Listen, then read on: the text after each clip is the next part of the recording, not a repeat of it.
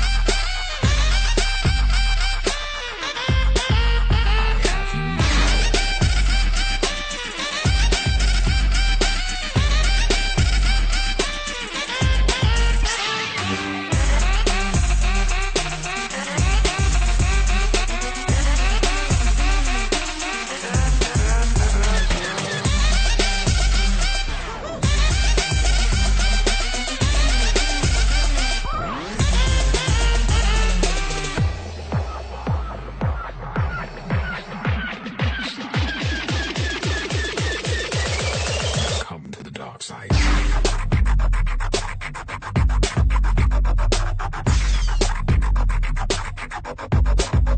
I have you now.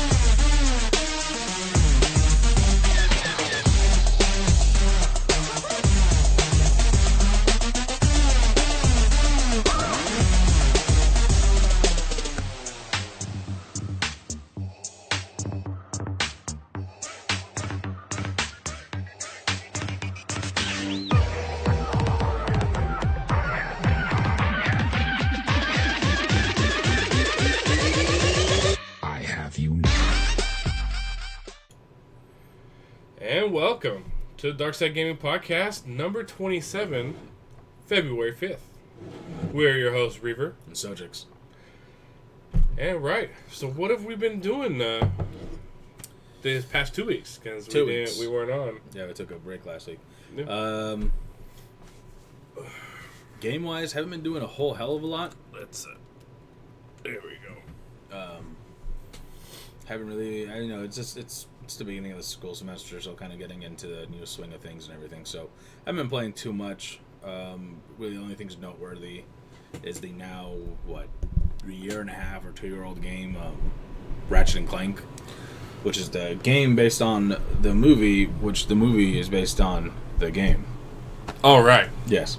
Because, So, because they made a Ratchet and Clank movie. Inception. Right. They made a Ratchet and Clank movie based on the first Ratchet and Clank game back in 2002. Okay. And then they made this game based off of that movie.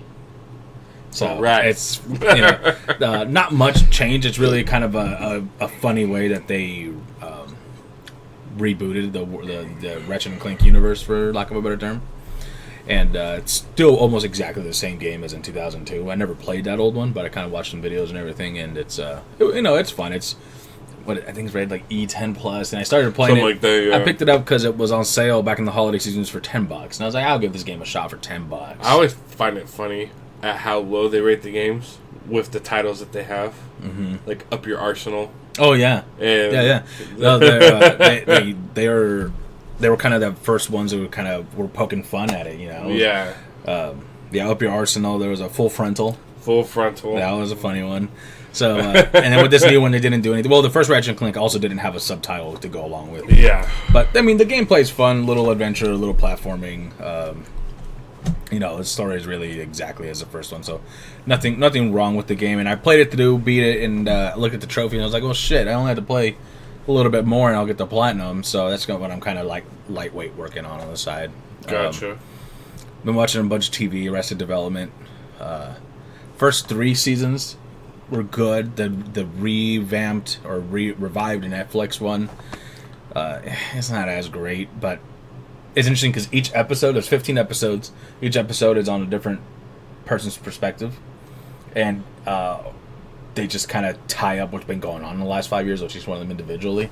And it's funny because the girl, the sister of the main character, the real person in life, had a lot of work done.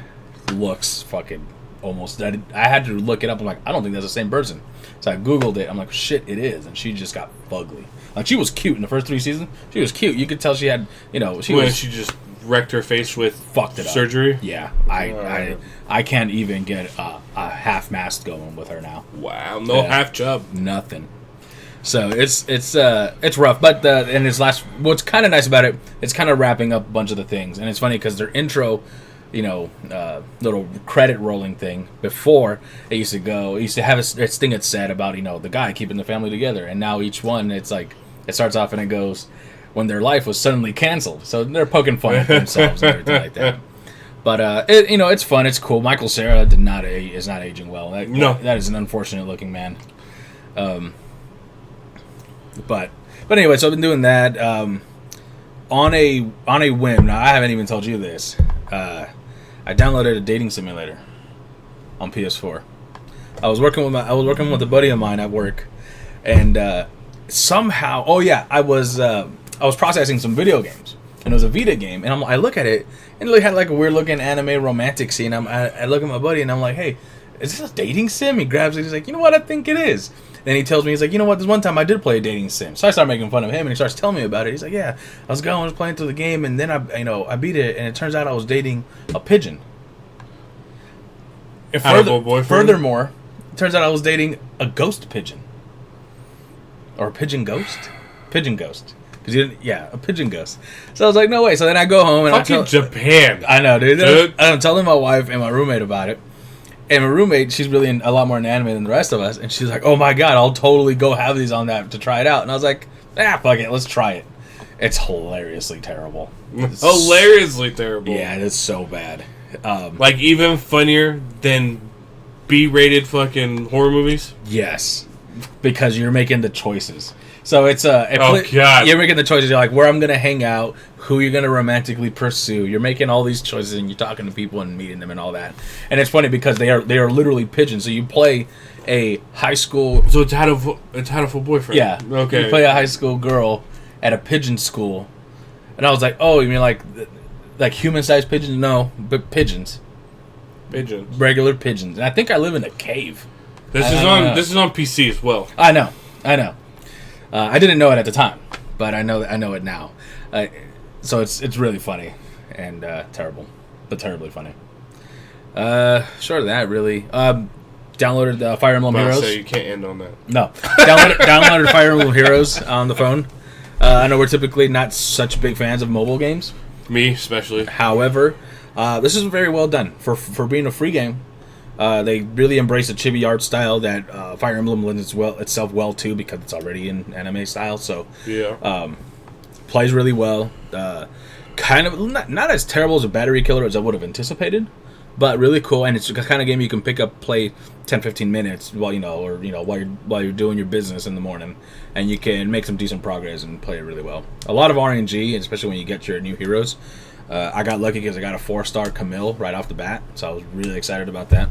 Not bad. Yeah, not a whole lot. I mean, I'm looking forward to on the 24th. There's a new 3DS XL Pikachu edition coming out. Nice. So I moved a bunch of stuff around to make that happen for myself because my wife really wanted me to have a Pokemon DS since my other one got stolen. Okay. So I traded in a bunch of shit.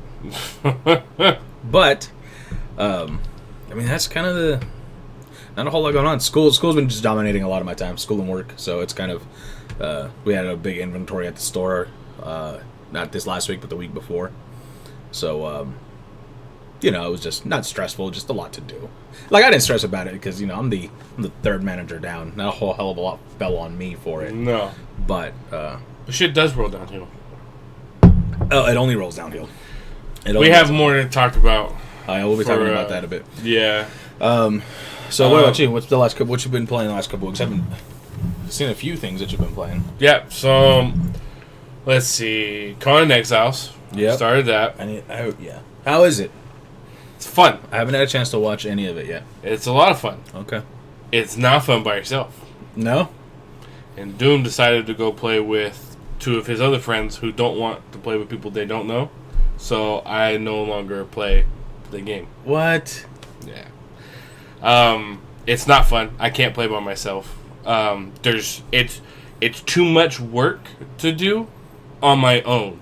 So because I have to go and grab all the resources. Then I need to go and turn those resources into what I need to build or make. Then I need to go back out and gather more. So what's it closest to so far mechanically?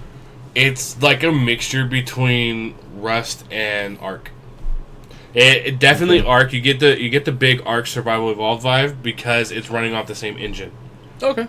And it's almost like they took the whole thing, tweaked it a bit, changed some things, and was like, "Here we go." Now this is the kind of game that would anticipate to be in early access for a long while. Right? No, 1 year. Funcom has a plan. It's going to be in development for 11 to 12 months. Okay. Barring anything crazy that's going to throw a schedule off. Right. And then boom, full release.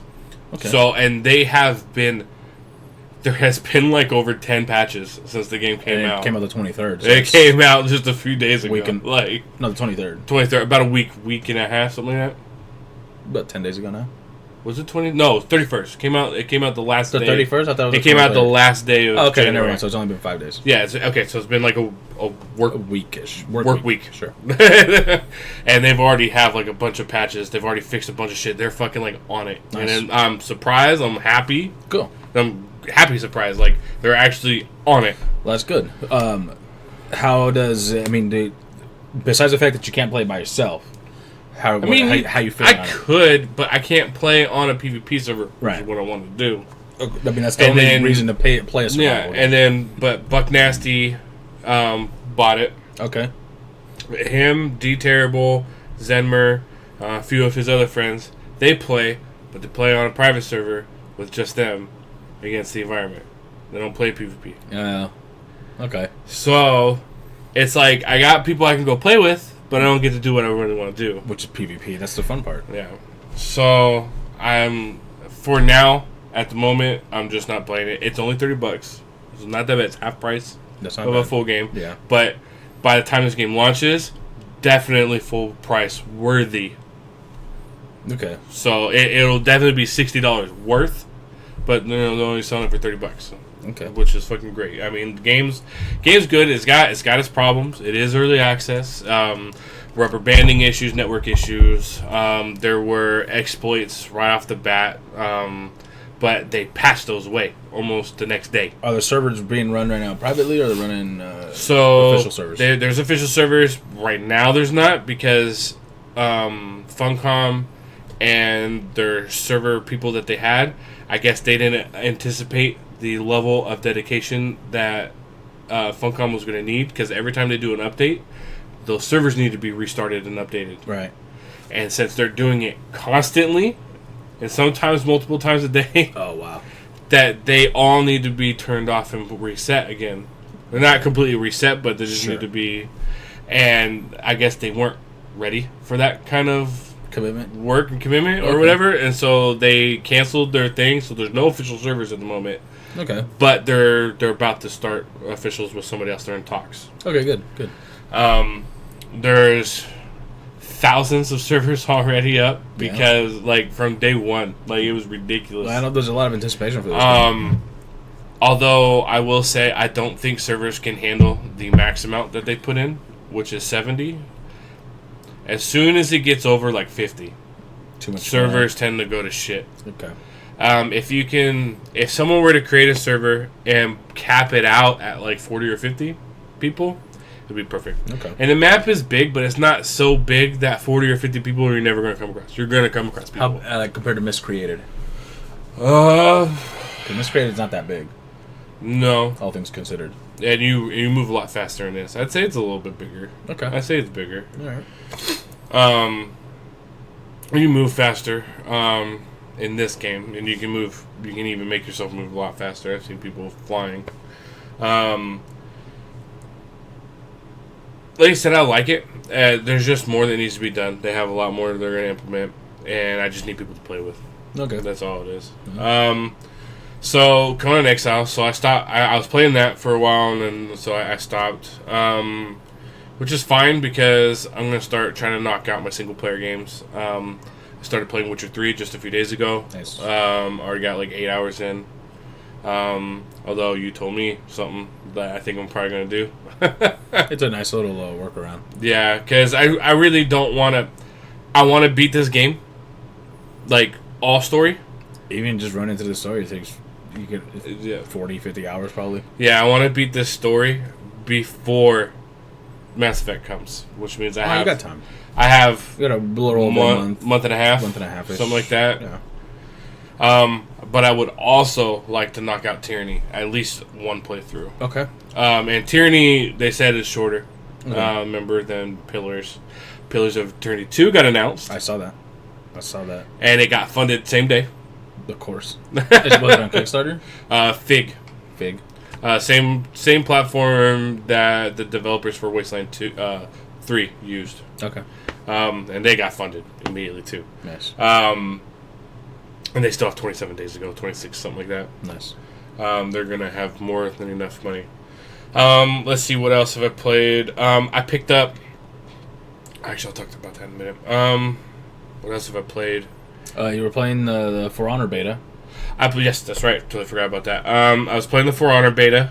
That was fun. There's going to be a closed beta here really soon. Okay. I think it's this coming weekend. Nice. Just before the actual launch. Yeah. Yeah, because it comes out the 14th. Yeah. It's not going to have the full roster. It's going to have... The full roster's 12. It's going to have 9 people in this beta. And this is the open beta, I believe. Anyone can hop in. The current one? This one coming, yeah. The coming one is... The coming one's going to be open beta. Okay, because you said closed. Sorry. So I played the closed beta, which was the last one. I missed the closed beta. I had the invite and everything for it. It came out at a bad time. It was a homework heavy weekend, so gotcha. You think you're going to be able to do the open beta at least a little bit? It's hard to tell. My English teacher likes to assign a lot of shit. So it really depends, and I'm trying to read shit where it's just... So you're not picking up Mass Effect day one? Not day one, unfortunately. No. Are you going to get For Honor? Probably not. No. I'm committed right now to, like... Oh, yeah, because you have... I'm grabbing the Switch. Yeah, that's right. I'm grabbing the Switch. I keep forgetting the Switches. I'm grabbing the Switch. I was very lucky to be able to... a month. Yeah. Yeah, I was very lucky and able to get my hands on a limited edition copy of the Zelda. That's $100. Mm-hmm. And I really want to pick up the game Has Been Heroes, which fortunately is only a $20 game, so a lot cheaper plus my discount. So it's like $17, I think. So a lot easier to swallow that pill. But those are the three things that I want to pick up, and they'll come out the third. On top of it, I know it's kind of a little fanboyish, but there's like 5 amiibos dropping that day too. I'm not picking them all up because... Have you guys been putting money towards things? Yes. Right now? Yes, like, just trying to knock as much as you can? Every paycheck, I grab a certain amount and I put it up. So, like... Distribute it? Yeah, pretty much. And it's not terrible because it's kind of my wife's and I agreement. That's kind of combination birthday, Valentine's Day. What was coming out around your birthday? Oh, fuck, there was something I mentioned. Oh, for the Fire Emblem. The new Fire Emblem on 3DS. Right. And I'm also picking up on the 24th a Pikachu 3DS. Okay, well, don't pick up the Fire Emblem. No, I won't. But it's great time to be a Fire Emblem fan. Once again, they're taking good care. And also, the last few weeks they released a 30th anniversary set of amiibos for Zelda. That 8-bit Link, which is really fucking cool looking. Yes. They had an Ocarina of Time Link, he's just standing there playing the ocarina. They had and then they had a 2-pack, which had Wind Waker, Zelda, and Link. So, and that art style just looked really cool. I hate that my birthday and shit's always at the end of the year. Right with fucking Christmas, because Mass Effect's coming, and all those pops for Andromeda, and I want them. I know. I want them. I know. I want them. You hate pre-orders. All I pre-ordering for you. Shit. Dude, speaking of pops, we got a 6-inch Liberty Prime at the store. I want him. It's $20 for a pop, but that's the right price for it. Yeah, for the big one. For a 20-inch. I saw it and I was like, holy shit. Put it aside, slapped my name on it. I was like, oh my god. It's huge. It's like this big, dude. No joke. It's huge. Jesus. It's ginormous. We also got some Witcher pops in. Actually, I kind of want some Witcher. What do you have? I know they had the Drowners, which I don't care for. We didn't get a set of Drowners. They did. My store only got 3 different ones. Okay. I've seen the Drowner ones. Okay, Geralt. And he looks fantastic. Yeah. Triss. Geralt always looks fantastic. Always. He's got that beautiful hair, dude. He's got that beautiful voice, too. Oh, dude. I mean, he doesn't have range with it. No, he's got no range. But it's beautiful. Like, he sounds exactly the same, like, if his most loved person just died versus if, like, the most amazing thing just happened. Like, he sounds exactly the same. No, but Geralt, what's the bad guy's name? It's like Erwin or something like that. Ymir? No. The Emperor? No. Oh, you're talking about the Wild Hunt guy. The leader of the Wild Hunt guy. Okay, I don't know. I haven't even got his name. I don't know the pronunciation. Yeah, I haven't even got across the guy's name. But we got him, his popular, very high quality. You got Triss Marigold? Got Triss. And got, Yennefer? She exists. I don't have her. Okay. Actually, that's probably who I want. Geralt, Triss, and Yennefer. I don't even care about Triss. I like Yennefer. Yennefer's so much hotter. She looks like Claudia Black. That's why I like her. Yeah, she looks like Claudia Black. Triss has red hair. Claudia it's Black. Hard. Claudia Black. Claudia Black. Oh, damn. She's like old too, though. Shit. She is experienced. She will teach you. Only because of fucking Stargate. SG-1. No, and she voiced in. She was also Morgan. Farscape. She was Morgan. I know she was Morgan in Dragon Age Origins. I know that's why Morgan was sexy because of that. So, speaking of, I am on season 7 of Supernatural at the moment. I'm going so over tired again. of Supernatural. I'm just going back. Because my wife wants to watch the new ones. We haven't seen them. You guys are catching up. Yeah, and they have 10 seasons. I'll catch you up. Watch. Someone dies. Someone goes revives them. The other one dies. The other one goes revives them. That's the premise of every season. Just about. Or you have a moral Or curse. someone fucked up. And then they're out there. Oh shit! You released Lucifer. Oh goddamn it! You released this. Now we got to put it away. Now you fucked up. You know it was supposed to end in 5 seasons. Oh, I know, and it should have. The season it could have gone 10 and ended. No, honestly, because I like some of of the stuff that they did. I'm not liking 6 or 7. 6 had to do with Sam not having a soul, and then 7 had to do with the Leviathan, which I didn't really care for. I liked Sam without a soul. I still think it should have been 5. I like the premise because he just didn't give a fuck. I know, like, he wanted to care, but he didn't. No. The entire time it was pretend. Yeah, like his soul was talking about a sociopath, but he had a mission. Though he was like, let's, Yeah. He did what he felt needed to be done with no care. He was literally the embodiment of Renegade from Mass Effect. Yeah, he was the embodiment of Renegade. It didn't matter as long as the job got done. He was fantastic. I can't remember which season this scene is from, but where he literally drinks gallons of demon blood. That was to go deal with Lucifer. That was season 5. That was one of my favorite seasons. Yeah, that season was great. Death, oh my god. Death. Like, those scenes made me like, huh. Like, I felt like Dean looked whenever he came across Death. And, like, Dean has some fucking balls to talk the way he does to Death, but then he says, sir. Or and then Bobby, Your Honor. No, he's like, they picked a great actor for Death. I've never seen this guy before. No, I've never seen him. But they picked a great guy. He was skinny. He was very gaunt looking. It's kind of, it's damn near what you would envision Death to look like. It's but I liked him. Mm-hmm. I liked him a lot. I liked how they did his story. How they introduced him. Everything. He was amazing. Love the fact that I can't remember which season had it because some of it blends together. If it has to do with Death, it's more than likely season. No, he comes up again later. Season 6. No, he comes up again later. Later? Yeah. Okay. But at some point, this isn't spoilery. He talks about. Dean asks him, could you kill God or something along those lines? Could you kill somebody? And he can't remember. I'm like, you know what? We can't remember who came first. Like, and then he says that he'll eventually reap God too. I'll eventually reap God too. Yeah. That was when he first met Death. There was a lot of really cool shit. I remember. I don't know. It just went on too long. I just hate I'm mad they can't come up with a better concept than my brother's in trouble. I'm gonna save him. Oh, my brothers and. They play out the family concept too hard. Except for the part where it's hypocritical. Because their little brother is still in the cage with Lucifer. Adam.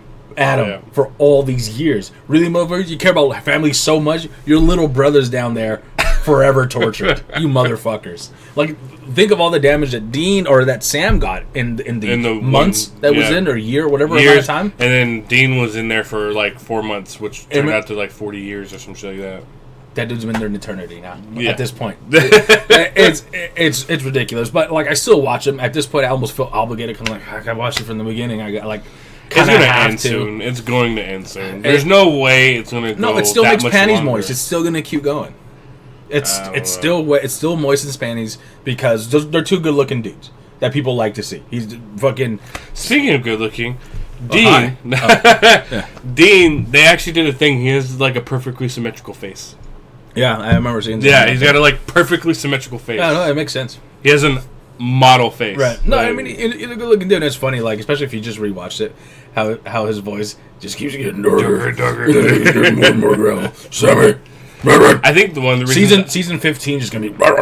I think the reason why I don't like season 7 that much right now, because of the Leviathan thing, is because Castiel's like gone out of most of it because he died. Yeah, it felt shoehorned because they wanted to do Purgatory, and then they had to have a big bad that was in Purgatory that actually got loose, and that's why they had the Leviathan. It was a weird, it's a very weird season. I'm having a hard time getting through it. I'm like halfway or a little more than halfway. I'm just trying to fucking just get through it. Well, and then like I wish they, and even like still as much as I'm going to try to avoid without spoilers, that they don't flesh out Men of Letters as much as they could have. Yes, I always thought that was really cool, and I was really sad that Bobby wasn't around for that. Yeah, because essentially is what he was. But except he does also need to. Well, because he was Mr. Research for all of them. I love the episodes where they delved like it was just Bobby. Bobby was great. Yeah, I loved that. I thought it was dope. Idiots. So yeah, I'm watching that, and then I'm gonna go and watch Stargate. I was gonna watch Stargate first, but my wife convinced me to catch up on Supernatural. Well, and what's great about it, since you've already seen them all, you can kind of play in the background while you're doing something else. I tell you, I did finally get my second monitor set up. Yes. So Sonitor. Yeah. Sonitor. Yes. All right. It's a super monitor. Okay. Yeah, monitor. No, I got the second monitor set up, so I can multitask now. So it's really nice. You know, it's perfect for that. For watching like TV shows but still playing Elder Scrolls Legends. That's not a bad Card game. games. Easy to play that, and still watch. Once we're talking about games, I want to talk about Elder Scrolls Morrowind. Okay. I don't know shit about it. I don't like the branding that they're doing because it's confusing. When I first saw it, I was like, "Oh my god, they're remaking Elder Morrowind." Scrolls Online Morrowind. I know. When I first saw it, I was like, "Oh my god, they're redoing Morrowind." Yes, Hell yes. Morrowind. Yeah. No, okay. So you don't know anything about it? No. All right, let's get into it here. We're done with this, and let's edit. Yeah. So. Yeah. Morrowind. Okay. So ESO Morrowind. So what's happening is it's not DLC. It's not DLC. Technically, it's DLC because it's downloadable content, but they're billing it as an expansion. So they're adding all of Morrowind, and apparently faithfully recreated from Morrowind, like the map, everything. Okay. From the Morrowind game. Yes. Okay. Like it's being faithfully recreated and put out. You're gonna have the Red Mountain. You're gonna have everything. At this point, this area wasn't accessible in ESO. Okay. Okay. So they're redoing that. They're adding a new class. They're adding a new class, the Warden. The Warden, who is like a druid, essentially, a more physical druid. That's funny. That's what the in fourth edition. Oh, what one of the classes was a Warden. Yeah, Wardens. They're the protectors of nature. Yeah, a lot like a druid. Yeah. Except they got muscles. Yeah. Well, this Warden, there's 3 specs, and they actually have tank, heal, and deeps in each one of the specs. Nice. So you have ice, nature, and then there's something else. One of them, you get a bear. Nice. Apparently, it's not a pet, which a lot of people thought it was going to be. It's just going to be part of an ultimate, which is gay. I was really looking for a pet class, and I would have probably bought it and played it again with American and re-leveled and did everything because he's going to do one. When is that dropping? That is dropping June. I don't have the exact date, but that's not bad timing. No, out of summer, nothing comes out. They are smart as shit. They are. I've been saying this for years. If anyone wants to drop a big, high-profile game or expansion, do it in summer. Do it in the beginning of summer, or a couple weeks after. Why? No one's doing anything. Everyone's home. Not that many people go out that often anymore. A lot of people like to stay in. Yeah. So, release the game in summer. Guess what? People are going to pick it up and play it all summer long. Now, here's what I'm guessing, or trying to figure out. Is this going to be under their same premium method where you get it for free? As like I said, they're building it as an expansion, so you have to pay for it completely separately, and it's $40. Motherfucker. So if you have ESO Plus, you do not get this. You have to pay for it. Stop a meteor from crashing into Vivek City by helping a demigod regain his lost powers. All right. AKA every Saturday morning for me. Every Saturday morning. Become the Warden. Harness the nature-based magic of an all-new class with the War Bear Battle Companion at your side. That is hella misleading then. See, I don't... Are we sure it's not a companion? People are saying it's a Bear Ultimate. Is it a Battle Companion? People are saying Bear Ultimate. And it's like, well... Maybe there's an extra ultimate that involves the bear. That you have to go a certain build I don't know. We need more info. So... We'll look this up and see if we can talk about it more next week or something. Yeah, as soon as there's more info, I'll be more willing to talk about it. Maybe even get fucking Angry shit, Infidel here. They're doing at Collector's Edition. Oh you my get a miniature Dwemer. God. Or Clockwork Dude. Yep. It's pretty dope. I want this. So yeah, there's that. They're releasing a new trial. There's a whole new area, a whole new questing zone. I never gave ESO enough of my time, and I own it. There's no reason we can't play it. Yeah, I'm gonna get down on it sometime here. I know Americans always down to play ESO, and I'll do it for the story. Yeah, I'm always down to do story shit. Yeah, for sure. So there's that. And then let's get into. I think I'm gonna start doing this once a month as well. What's that? Talk about Humble Bundle. Humble Bundle monthly. Because I can't type. No, you can't. Terrible. The worst. Wrong. Alright. So this month, Total War Warhammer. Not bad. which hasn't gone lower than $40 since it came out. And you can get it for 12. And you can get it for $12 this month. So I'm always a little confused with Humble Bundle. It's You own it forever. no, I know that. No, but I mean Okay. with the monthly. With the monthly is what confuses me. Okay. Is it you pay the monthly and you own it forever? Yes. That's it. That's it. Seems too It's good. better than all your consoles. PlayStation Plus and all that. Yeah. So you pay $12 a month because what happens is, I guess a lot of keys are given to them by the developers or whatever. Something's worked out. It's all like donated towards charity or whatever. Right. And That's what I really like about Humble Bundle. Is that, and not only that, it's not like, oh, it might. Yeah, sure, we're giving it to charity, and it. Well, here's goes another out. cool thing. You choose which charity it goes to. Well, when you do your subscription, you have Yeah. a choice. 5% of your money can go to a charity Uh-huh. of their choice, or to your wallet. So you get 5% of your money back. Yeah, I ain't gonna feel jerky though. Yeah, I know, right? You can keep that 5%. Yeah. So only $12. You get Total Warhammer this month, and then there's going to be a whole lot of other games announced. Right now, it's just Total Warhammer. That's the big one. That's what's to get you to get the monthly bundle right now. Okay. And it's only $12 for recurring. If you were to do a full year, you save $1. So it's actually No. worth- If you do 3 months, you save $1. If you do a year, you end up getting a month for free. Okay, so you $11 a month, $12 a month, save $1 a month. So you eventually get one for free. Yeah. Okay, that's stupid. You see, yeah. Yeah, whatever. But still, whatever. Yeah. So regardless, $11 or $12 a month, however, which one you decide to do, it's not bad at all. Especially the amount of games you get. You keep it forever. This cat, Fart Knocker Supreme. What's going on, man? Fart Knocker Supreme. I like the name. Reminds me of You Make My Butt Pucker from PSN. Yeah, damn. How's it going, Fart Knocker? So yeah, that's Humble Bundle for this month. Let's get. And the great thing is, you keep them forever. And you get a 10% off of Humble store purchases. Off of all Humble store Speaking purchases. of cheap stuff, I came across an article that I don't remember well enough to quote it per se, but it was talking smack about a company that we use kind of often. Ooh. I've never actually used it, but you have G2A. Oh, I know. Did you see that article? I'm confused.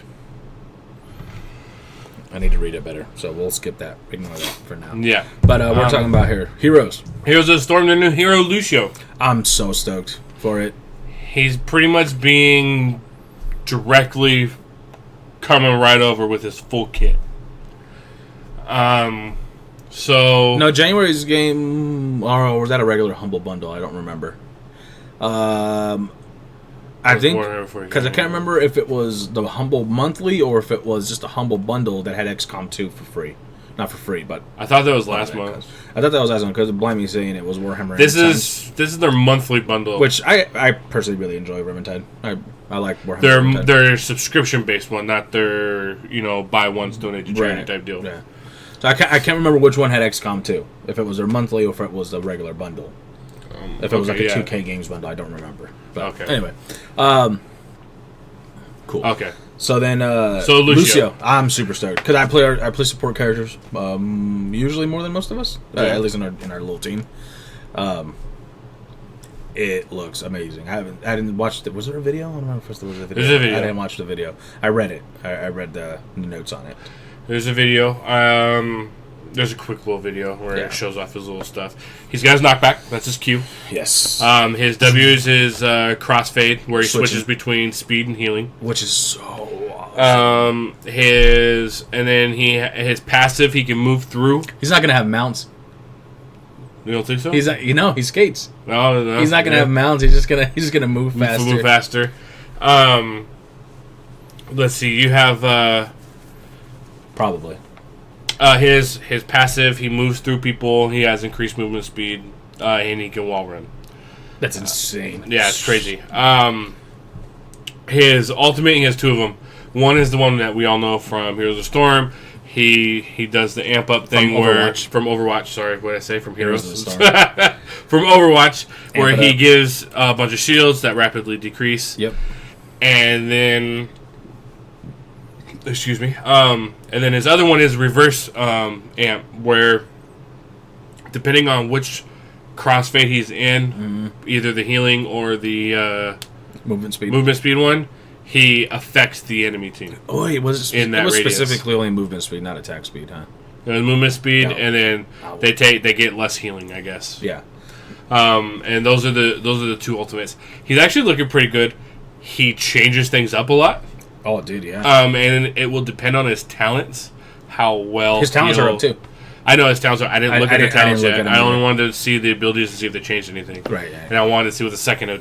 Did they have a release date for him? No, but my bet is it's going to be the 13th or 14th, which is when they normally do their updates. Yeah, that'd be cool.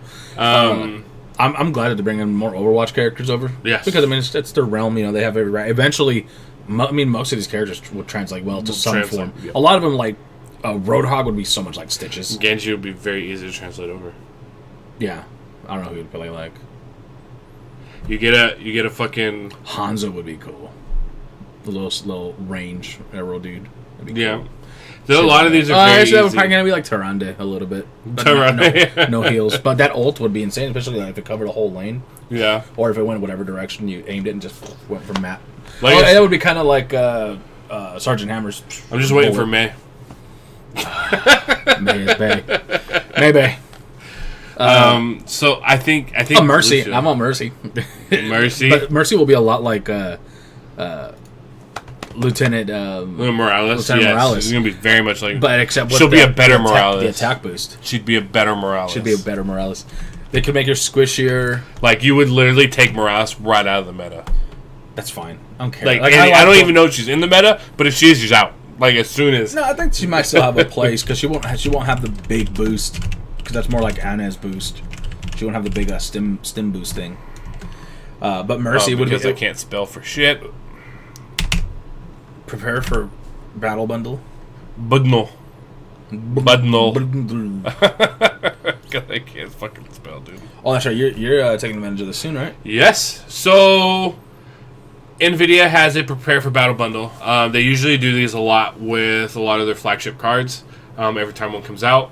Right now, it's the prepare for battle bundle. Buy a brand new GTX 1070 or 1080 from either straight from NVIDIA or from any of their affiliated partners. Fry's is an affiliated partner. For us. And get either For Honor or Ghost Recon Wildlands for free. That's a hard choice. Because I'm already going to get For Honor, I plan on getting it. I'm just going to get the 1070 and then get For Honor for free. And then if I can later on, I might get Wildlands. How much is the 1070? Around 400. Sometimes you can find them for around 380. Okay. A little bit. But I mean, $60 is $60 saved, you know what I mean? Oh, they do book bundles too. Sorry. Yes, they do book bundles. Sometimes they're not that great. A lot of times it's a bunch of shit that nobody's going to read. Yeah. Sometimes they did like a whole Pathfinder thing where you can get all the Pathfinder stuff. Like it's already open source, but a lot of it was like, and then like when they make it convenient, dude. They make it very convenient. Paying for the convenience is worth it. Hey, Raspberry Pi Hacks. It's one of the books you can get right now. So yeah, the Prepare for Battle bundle is actually pretty cool. Why don't we skip this one? Sure. We'll talk about this. Yeah. We'll talk about the really small stuff, and then we'll get into the two big things. That's fine. Okay. So what we're gonna do? I just wanted to point out that Prepare for Battle bundle. Let everyone know. That's a good deal going on right now. Blimey said the Mad Magazine bundle was amazeballs. Nice. I can actually see that. I have a really bad hankering right now for reading some National Geographic. Oh, right, dude. I know. New Bioware IP. Look at that. Right now with the Namco bundle. Bandai Namco. Pac-Man is Ace Combat, Assault Horizon, and Slave, which is a pretty good game. Eternal Crusade was $10. Naruto Shippuden, more than 20 days. 20 hours. $15 is Hysteria and Project Cars. Yeah, that's right. I meant to tell you about that one. Yeah. Although, 15... He has over 300 unredeemed keys on Humble Bundle. Wow. Jesus. Okay, so BioWare has a new IP coming. And that's all we know. That's it. It's all we pretty much know. We don't know what genre it's going to be. We don't know anything. We do know it's coming as soon as next year, though. I mean, yes. It's going to be a puzzle platformer. What a waste of BioWare talent. It's going to be the best. Oh, God. Yes, this year literally just started, so it's really early to be talking about it, especially if it's going to come 2018, especially because most games released like fall or holiday season, like around there. Well, I got to say, a surprising amount of games came out in January. Yes, I was very surprised. Yeah, me too. Most usually don't. It's usually February going forward. Yeah. February, March, April. February, March, April, May. Yeah. May, you usually get a couple of bigger ones. And then, yeah, so, I mean, God, what could we want? I mean, there's... Well, it's BioWare. Chances are it's an RPG. More than likely. Oh, or an RPS. More than likely. Yeah. Some sort of... Yeah, it's... we're not going to... Watch us get a fighter. A MOBA. Mass Effect fighter. Mass Effect MOBA? Mass Effect MOBA, no. I think MOBAs are... I think big companies are kind of done making MOBAs right now. Because they don't do so hot. Because there's too you still have your what, 3 or 4 right now? League, Dota, and Heroes is kind of up there. League, Dota, and Smite. Smite's number 3. But is it League, Dota, Smite? Or it's League, Dota, Smite. Okay. Yeah. Which is funny because Dota has the bigger prize pools. Yeah. They have millions in the prize pools. Okay, so yeah. I don't think we're gonna get a MOBA. No. That'd be very stupid of them and a great way to waste money. Right. It's really hard. It could be a lot. This could be BioWare trying to branch out of RPGs. We could be getting an action game. We could be. Was it BioWare? Is it going to be story heavy? Probably. I think BioWare did a Sonic game once. Did they really? Yeah. It must have been some tiny little. No, it's on the DS. No, I meant like some tiny other BioWare studio. Like you have, I think BioWare has multiple. A Dragon Age FPS. Sonic Chronicles. It was Sonic Chronicles, yeah. It was BioWare. I wonder which BioWare studio. I don't know. Like I guarantee it wasn't BioWare. No, it was developed by BioWare. I know they have multiple studios where different ones work on, but it's all under BioWare. Okay. Like you have BioWare Edmonton and like Rockstar. Rockstar has multiple different Rockstar studios. Right. I mean, this one just developed. It just says BioWare. It doesn't say anything else.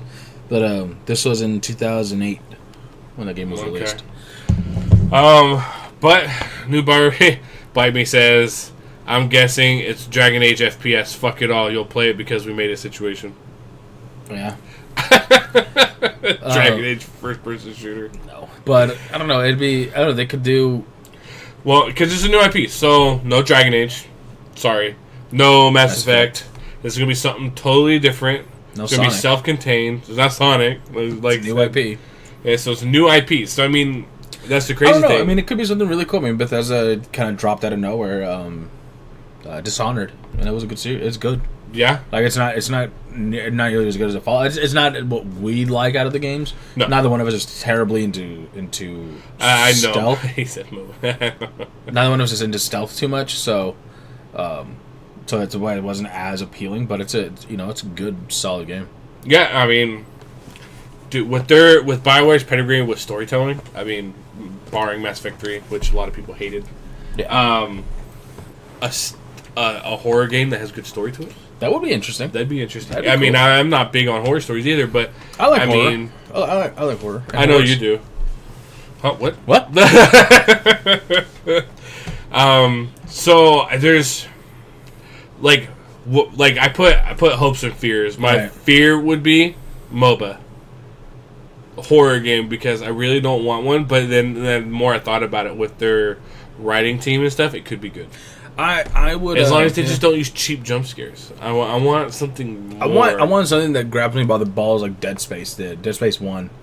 I mean, they had jump scares too, but throughout the whole thing, you felt like something's going to happen in periods where nothing was happening. Well, because I like the horror games that that don't rely necessarily on the jump. I don't have a problem with jump scares, just don't rely on them, and then don't rely on the grotesqueness of something. Like Something doesn't need to be scary just because it's gross. Like Saw, you know. Saw is scary. The first one was great. Gross. The first one was great. None of the games were great. No. Right. The first movie was great. Right. But then they started relying, instead of it being horror and being scared, it just went off grotesque. Yeah. Things that made you cringe. Yeah. And that's what I don't like. Like, okay, cool. You were able to, show me someone cutting out their eyeball. All right. I mean, like, that's cool. And I don't know. It just gets... I want to be able to recommend games to people that, I'm playing this because, holy shit, yeah, no, this is genuinely scary. Like, I'm hearing nothing but, fairly decent things from Resident Evil 7. Res 7, yeah. Yeah. So, my hope... I don't know. Another good... My hope is nothing bad. But it's BioWare. I would have, pretty good confidence in what they could do. Who knows? They could do an isometric game, like, kind of... They could go that route. Well, here's the thing: how much of the team's been working on this versus Mass Effect? Or maybe now they're divvying up the team. Now the Mass Effect, I'm going to assume it's pretty much done. It's pretty much done. This is spit and polish phase right so now. they probably just had the dudes who are working on that. Like, all right, writing team, let's go. We're going to work on something else. Yeah, no, writing team's been done. Yeah, they've been done.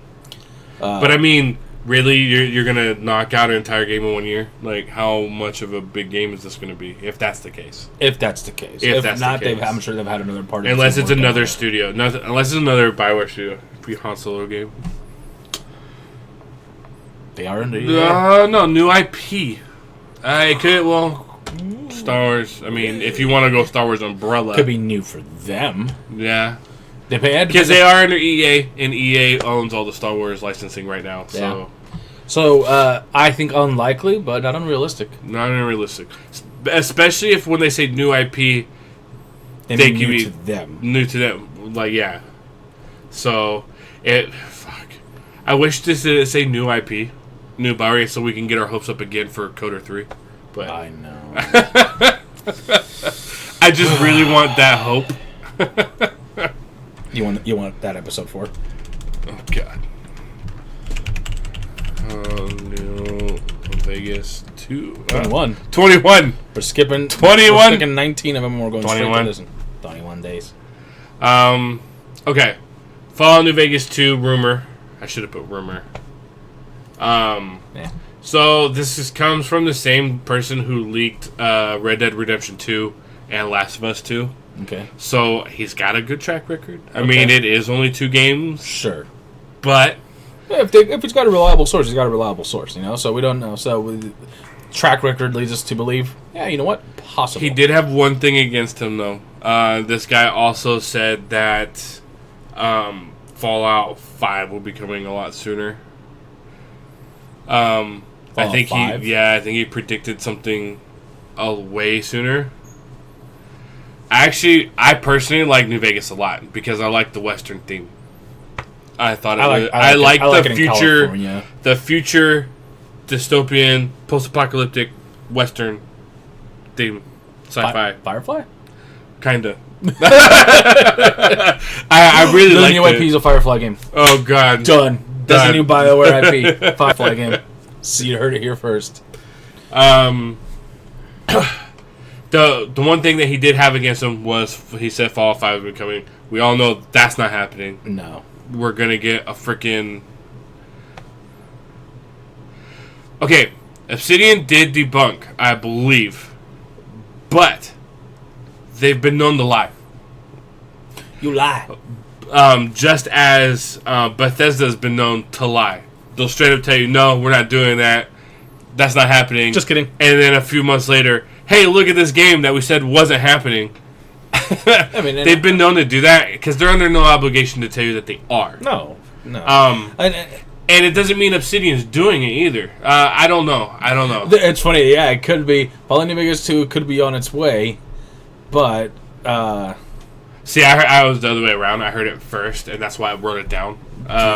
It's funny. It could be the other way around, right? It could be Fallout New Vegas is coming out, but Obsidian's not working on it. So yeah, Obsidian's not working on Fallout New Vegas 2. Yeah, because they might no, we're not making one. Because we did an Obsidian Spotlight before. Right. They're they're not wanting to do licenses. No, they want to do their own thing. They want to do their own thing. Tyranny, now they got Pillars 2. Yeah, they've been doing great too.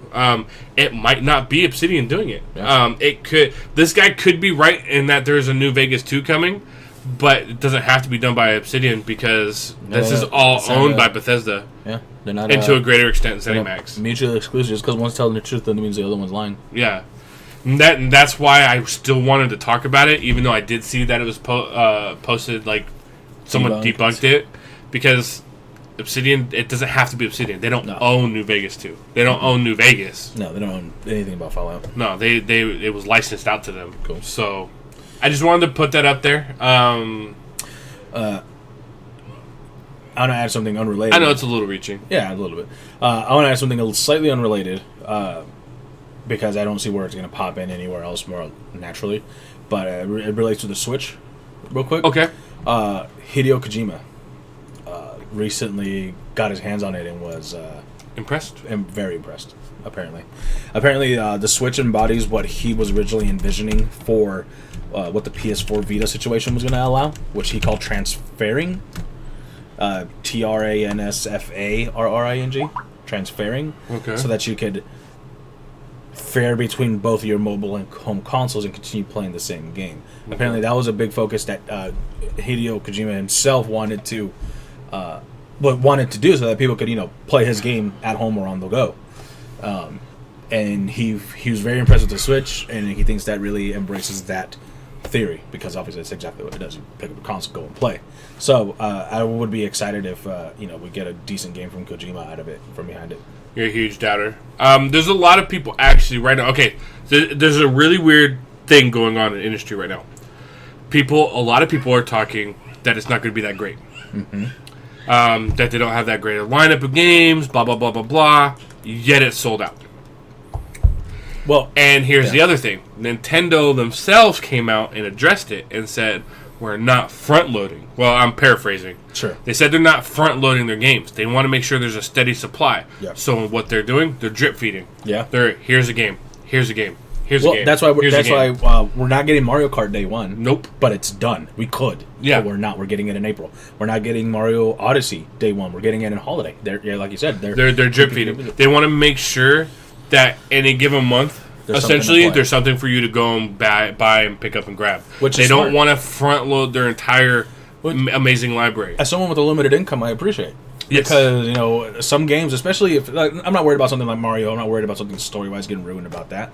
But if it's something that is story related, and 5 games come out the same month that are story heavy, I don't want to buy one and then get the other ones ruined. I would be the biggest fanboy of all time. Yeah. I can understand that. Well, and we've talked about that before. This is specifically their market. Is those people in Tokyo who have a 2 to 3 hour train ride? That is Nintendo 100% their market. Is a Japanese game company. First and foremost. Their first target audience is Japan. We are an afterthought. We are an afterthought. The Western market is an afterthought. Yes. So and I can't blame them. Because they sell better. And in Japan, their number one competitor is the Vita because that's the best looking mobile platform. Mm-hmm. That exists. That's their number one competitor. And it will be really awesome to see how the Switch fares with that after a little bit and seeing how that works out. I just hope that since it's not region locked, that the games that we get in the West, or that we get more access to the games that we usually don't get access to. Yes. I can't tell you how excited I am. Are you hoping for more translations? I'm hoping for more translations. I can't tell you how excited I am about Disgaea 5 on it. I hope... see, this game's coming out in July, Persona 5. I hope we get Persona on it. I mean, I would love Persona 5 on it. I'm a huge Persona fan. So there's a new Persona coming. Yeah, Persona 5. Yeah. Coming out in July. For PS4. Yeah. That's right. Yeah. That's right. So I remember it was coming through a console and I didn't hear Switch, so I was trying to remember. And I don't know that Persona is the Persona series, the Shin Megami series is exclusive to Sony, but no. They've been on Nintendo. Disgaea was on the DS. So that's Disgaea. Damn it. No. There's Shin Megami's on the DS. Yeah. There is Shin Megami's on the DS. Yeah. So I hope that it's a really strong hope of mine because I enjoy a lot of the JRPGs, but we only get the big ones out here. Yeah. There's a ton of Atlas games I'm never going to see. I know. I love Atlas games. So I'm hoping I am an Atlas fanboy. I'm hoping that we get more of that, but because it's not region locked, I might have to learn Japanese. Lineup is weak right now. Not just launch titles, but all lists is sure. It's one per month. Big release, but I got I'm a monthly for that. True, but you're also not the target audience. You're not in the that target case. audience. Like, And that's fine. You don't have to be. Like, by all intents and purposes, we're not the target audience No. either. We don't commute for hours, and when I do, I'm driving, so I can't buy yeah, while driving. same. Like, it's... But if... And their system, to me, doesn't have to be the latest and greatest in graphical tech. No, because Nintendo never has been that. I know, and I don't know why people think so. Like, I've been reading comments constantly, like, it doesn't look they good need to on go PS4. back to their roots and have great-looking games. Like, they never were on top of the latest and greatest graphical tech. Ever. Maybe arguably the NES compared to Maybe. Atari and Or all the that. SNES. The SNES, like, maybe arguably, but you gotta, I mean... There wasn't much of a competition back then. No, and their stuff... The product of their work reflected the tech available. Now there's better tech available, but they have all these franchises that look a certain way. You can't suddenly turn Donkey Kong to look like a real gorilla. Like it just. I mean, you could, but it's not what they want, and it's No, not their it's- target audience that no. they're targeting. No. And it keeps the classical nostalgia feel. And like we said with the Switch before, it's the target audiences that they're hitting, and as long as they do what we know they can do well, consistently, and get just enough third-party support, the system will be a success. They don't need Call of Duty's, Assassin's Creed. I know, and I've been looking the developers that are talking crap about the Switch or whatever, and like I'll never port my game over. These guys are the ones who are all about their high fidelity, super graphical looking games. CXP, I have no idea what that is. Me neither. But he did Kappa, so it's sarcasm. It's their games just don't have to be the latest and greatest in graphics. They don't need it. Their games aren't. It's not their market. You don't need some sort of monster graphics card to run an anime styled. Cell shade or artwork. even art or any of that. Not necessary. Not Nope. needed. The worst thing that they have to deal with sometimes is like a bunch of shit being on the screen at the same time. But even then, And that's just RAM. That's Just add more RAM. So it's more VRAM, more RAM, whatever. You just it's just not needed. Let's do the PS4. Yeah. PS4 software update 4.50. So, all right, so this is your baby. Yep, I'll take a handle of this. As you know, a lot of you know, I like to try to talk to everybody, including console gamers.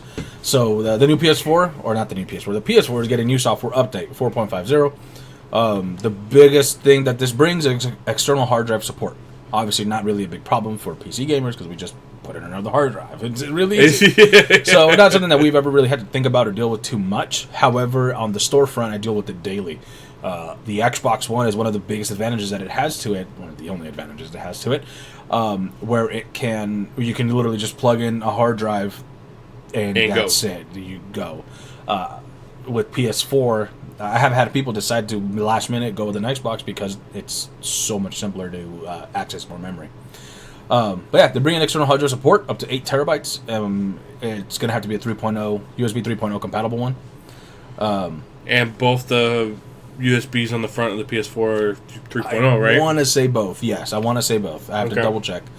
Because they don't have the blue thing, but that's an optional That's thing. an optional thing. Yeah. I happened to check the hard drive that I'm borrowing from you, the Passport. It's a 3.0, so I was like, oh, sweet, I'll test it with this the moment it comes out. Just to see its download speeds and all that kind of shit. But something I like here, yeah, custom wallpapers. Custom wallpapers, and beyond that, you can edit the screenshots yourself. So one of the first big things that was cool about the PlayStation was its screenshot sharing capability. Mm-hmm. You can take really awesome pictures, and one of my favorite games that I did a lot of screenshotting with was Last of Us. The only thing to care about is Uncle Ben. Yeah, I was gonna get there. That's actually the last thing we're talking about. All right, because no one cares about 3D anymore. But or VR or 3D VR. So I guess I'll jump to it.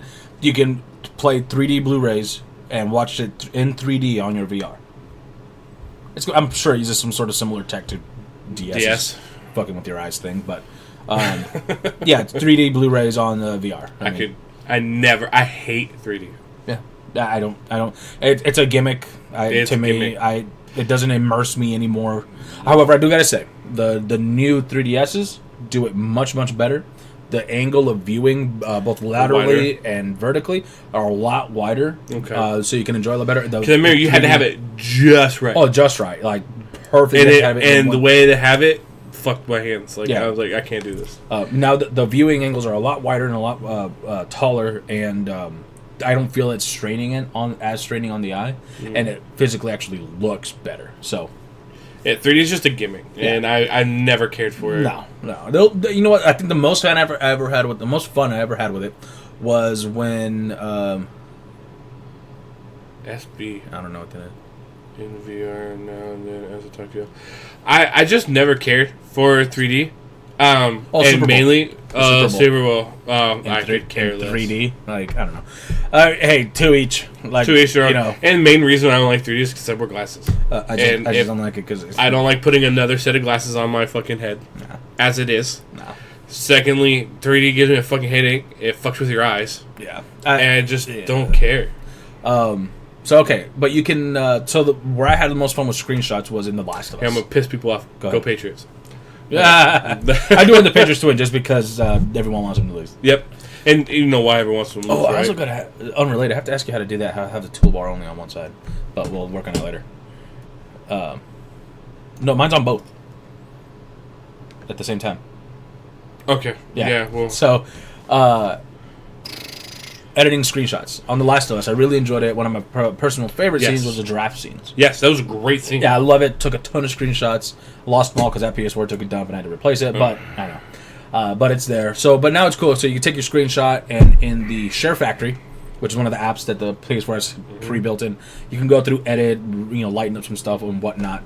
And it actually has a feature to where even if you have a really, really bright screen, you'll be able to see your icons. That's the problem with some custom pictures. That's why I do not have bright backgrounds. Yeah, because you can't see your icon. I can't see anything. Everything blends right in. So, yeah, this is going to... I forget what they call it. Something about shadow texting, blah, blah, blah, something.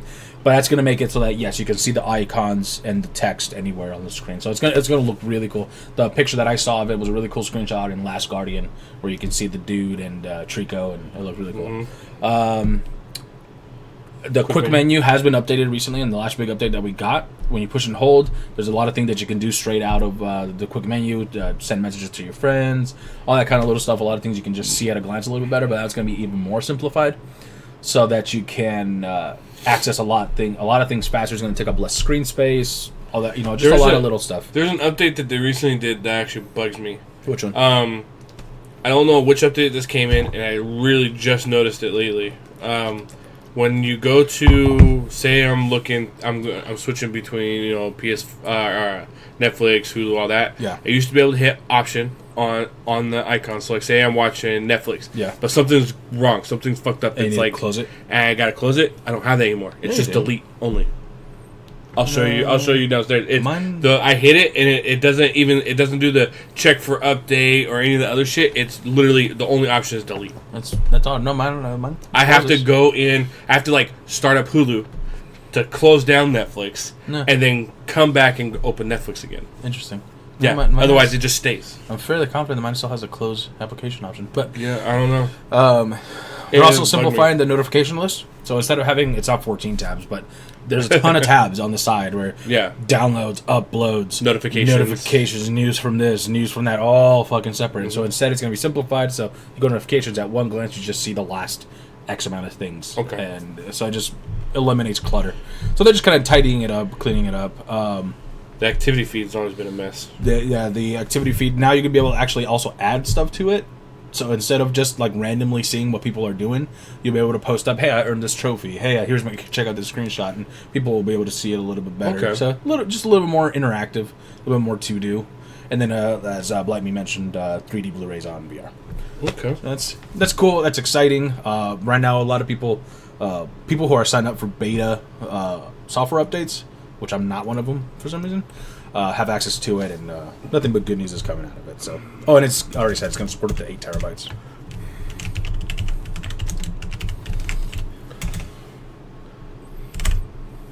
right? Yeah. Contro. Yeah, Versi. When I went and looked, I spell checked a bunch of shit. Did you? I was just fucking flying through. You had a bunch of shit, and I was like, fuck, wrong. Okay, so yeah, this is the interesting thing that has. It's funny because for us, this has been a thing for me personally. The last 8 years. Well, apparently they revamped their COL. Apparently that became a quota now. It's always been. No, okay. Their definition of COL still always been the same 4 things. Yeah, the same for your card. Remember when you started? Yeah. And I gave you the name tag on the back. It had the circle. They're just not using that circle anymore, even though it's still the circle of life. Yeah. They're just trying to mince words and define it in a new and invigorating and inspiring way. Yeah. So but it's still always the 4 main things: pre-orders, mixed feelings about pre-owned, subscriptions, subs. Which when we say subscriptions, we're talking about the GameStop card, Power Up Rewards card, because there can be confusion because there's 2 cards now: the credit card and the credit card, which they don't push in stores anymore. No, because of fraud. Yep. And it always seems so fucked up to me. It's no different than any other store card. It's just that there's just so much more opportunity for. But that's anywhere. But anyway, I'm glad that we don't do it in stores anymore. It's a pain in the ass. I hate it. And then I hate telling people.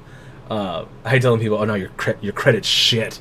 You can't even get $5. You got denied right away. Oh, this said no right now. Yeah, sorry. No, it's actually said hell no. Hit F4 to continue. Congregate. He's being sarcastic. The congregate is terrible. It sucks. Yeah, but and then what's the last thing? And trades. In trades, yes. And trades. So those are the 4 things that is a circle of life. So what this started up as a Reddit thread. You can't call them articles. Reddit thread. It's a thread. It's a thread where people were talking about the shady practices. Now, I have always said they have shady practices, but it's not a company policy. It's not institutionalized shadiness. It's stores and managers and sometimes DMs who push the shady shit. Yeah. But like straight from corporate, I know, right? None of this is coming straight from corporate. No, and not explicitly. No, so because as long as you can get away with it and never get caught, corporate won't care. No, because why? They're getting money. Yeah, and I mean, there's so many problems with it, right? It's always here's my problem with the thread and the interpretation of it is that they're not wrong. But they're not 100% right. Because it's always been the same metrics. It's always been the same focus. It's called different things at different times. Yes. And the only difference now is that they look at it at a hardcore raw percentage. When we first started back in the day working with them, it was get 2 subs, get 4 pre-orders. Yes. Raw, not single digits, but raw physical numbers. Physical numbers. It's the same thing now. Just percentages. Now it's interpreted as a percentage, which makes sense. It's the same thing, because I used to figure, hey, we need this many to do well, and that was based on how many transactions we got. So now it's the exact same thing. So let's give this a little bit of context. Okay. So on the thread, people are talking about how, for example, GameStop will get random deals from a developer or from a publisher. Yeah, one of the recent ones, Watch Dogs 2, brand new, was on sale for $30. For $30, pre-owned, $54.99. $49.49 if you remember. Yes. So what would happen is some stores you'd go in and you'd go to get the new one. They'd have it, but they'd tell you we don't have it. We only have the pre-owned one. And since the pre-owned one was more expensive, they just shuffle them right out the door. Why? Because buying brand new. And as long as they don't have a card, as long as they don't have anything else, it's a negative on all 4 fronts. Even if they do, it's still a hit. If they do, it's still a hit. It's still a hit, and so on that employee, so they just said, "No, we don't have it. No, we don't have it. No, get out of here." Here's what's really funny: at a couple of the stores that I've worked at, we're so honest with it. We take the used games off the shelves for that period of time. We go. So this is why it angers me, because a lot of the people, the vast majority of people that I've worked with, don't do these shady things because we're like. But we know managers that do these shady things. Yes, we do. Do you happen to remember you were with the company at the time, Gears of War 3? Yes. That entire fiasco. Yeah, well, yeah. Because you were having stores that were... Because now they have a really cool system where you can go to XYZ store and they'll tell you, oh, hey, an ABC store over there, same GameStop, same everything, you actually already have this game pre-ordered. Mm-hmm. But back then, there was no way to tell unless you actually knew and called the stores up and everything. And here's the other thing. I want to get this out there for anyone who doesn't know. GameStop is not a franchise. This is 100% corporate. Every GameStop store that you see is part of corporate. No, the managers don't get percentages. They don't get bonuses. They get bonuses, but they don't get anything based off of the numbers of shit that they have. Yeah, they get a chance to be promoted if their numbers are good. And raises are based off. Of performance. Oh, they don't get any. They don't get a commission. No store. None of that happens. Yeah. So when a manager does this, it's purely to make his numbers look good. Yeah. For corporate. So it's a brown nosing tactic. Yeah. It's a shady as fucking hell tactic, but it's just to make you look good. And it's I just find it so hilarious. I find it so interesting that it's been a week and a half or so that this article's been floating around now, this thread, and it's some people have responded. Corporate sent out emails to the stores. My store didn't receive one, by the way. I saw Tony Bartel's or Bartel, whatever. I saw the whole thing. And it's a stupid canned response. Because here's the thing saying is that they're saying these quotas don't put pressure on employees. Yet you have a bunch of employees saying that it does put pressure on them. But he's saying, no, it doesn't. Well, get out in your fucking store and put yourself to that quota. And then tell me it doesn't fucking put pressure on you. Especially if you have a manager that goes, I want better numbers because I want a good raise and I want to move up the chain. Mm-hmm. So you fuckers need to do exactly what I tell you, and if you don't hit these numbers, I'm gonna fucking get rid of you and get somebody else. Especially in states where it's easier to do that other than California. Right, in California it's really hard to do that. But it's funny because I was in a situation where I was able to hear some stuff, and they're talking about they weren't even using names, so I wouldn't know what names, but there were certain stores were doing extremely poor. And here's what's ridiculous: it's you have the goal to hit for each mark. Mm-hmm. So at the end of the night, every night you gauge how you did based on how many employees hit those marks. Yeah. And here's what the hilarious thing. The store could have hit every mark, but each individual employee adds up to a performance percentage. Yep. So, for example, there's 4 categories. If you hit 1 out of 4, that's 25%. 2 out of 4 is 50, etc. This is probably why I pissed off my other boss. Probably. There's 7 employees at a given store. It's kind of the average number. So there's 28 points to earn. Just say it's 4, 3, 2, 1, whatever. Mm-hmm. At the end of the night, you tally up how many points you earned, divided by the amount of points that were possible, and that's your percentage. Mm-hmm. Anyone who hits under these marks they don't get fired, but they get chastised. And I haven't heard someone get fired for the numbers, but I overheard a conversation where it was like, wow, something's going to have to happen. Well, yeah. I can read between lines, and that's what it says sometimes. Yep, fuck you. So it's difficult because on the employee side of it, there's... See, and here's the thing, and our managers would also say, well, the only thing that actually matters is your MPS score. MPS is your... What was they don't call it MPS anymore. It's God damn it! It's been CSE for a couple years now. CSE? Customer service. It was a Net Promoter Score. Net Promoter Score. That's what MPS used to be, but they changed it to Customer Service Experience Score. In other words, it's the survey at the bottom of the receipt, and that goes towards that employee that you took through. Which they do track individually now. Yeah, do they really? Interesting, yeah. Okay, so for instance, this guy got a bad survey once, long time ago, because someone had to park all the way across the parking lot. Yeah. And that actually counts against him. Yeah, it's stupid. It's like... Yeah, and they're like, we don't care. You had a bad score. That's on you. You should have made the customer happy when they left. What do you want me to do? Yeah, go out there and physically move their car. I'll move your car. I'll bring it around for you. No, and it's silly because, they sometimes you get complaints over stupid shit they have zero control over. Oh, well, it was nice, but it was raining, so I didn't really like that day. Yep, and that counts against you. They know corporate gives no shit. Well, and then a lot of that it's argued. Yes. Their view is you're supposed to make them so happy when they leave the store they don't care about the bad shit that happened earlier. Right. And then And that's where sometimes the communication comes through, which you can't get through sometimes to just a random customer, through to a regular, because sometimes get it across to them, hey, look, keep in mind, the survey reflects me and me alone. It doesn't affect the store. Anything else. It reflects me and me alone.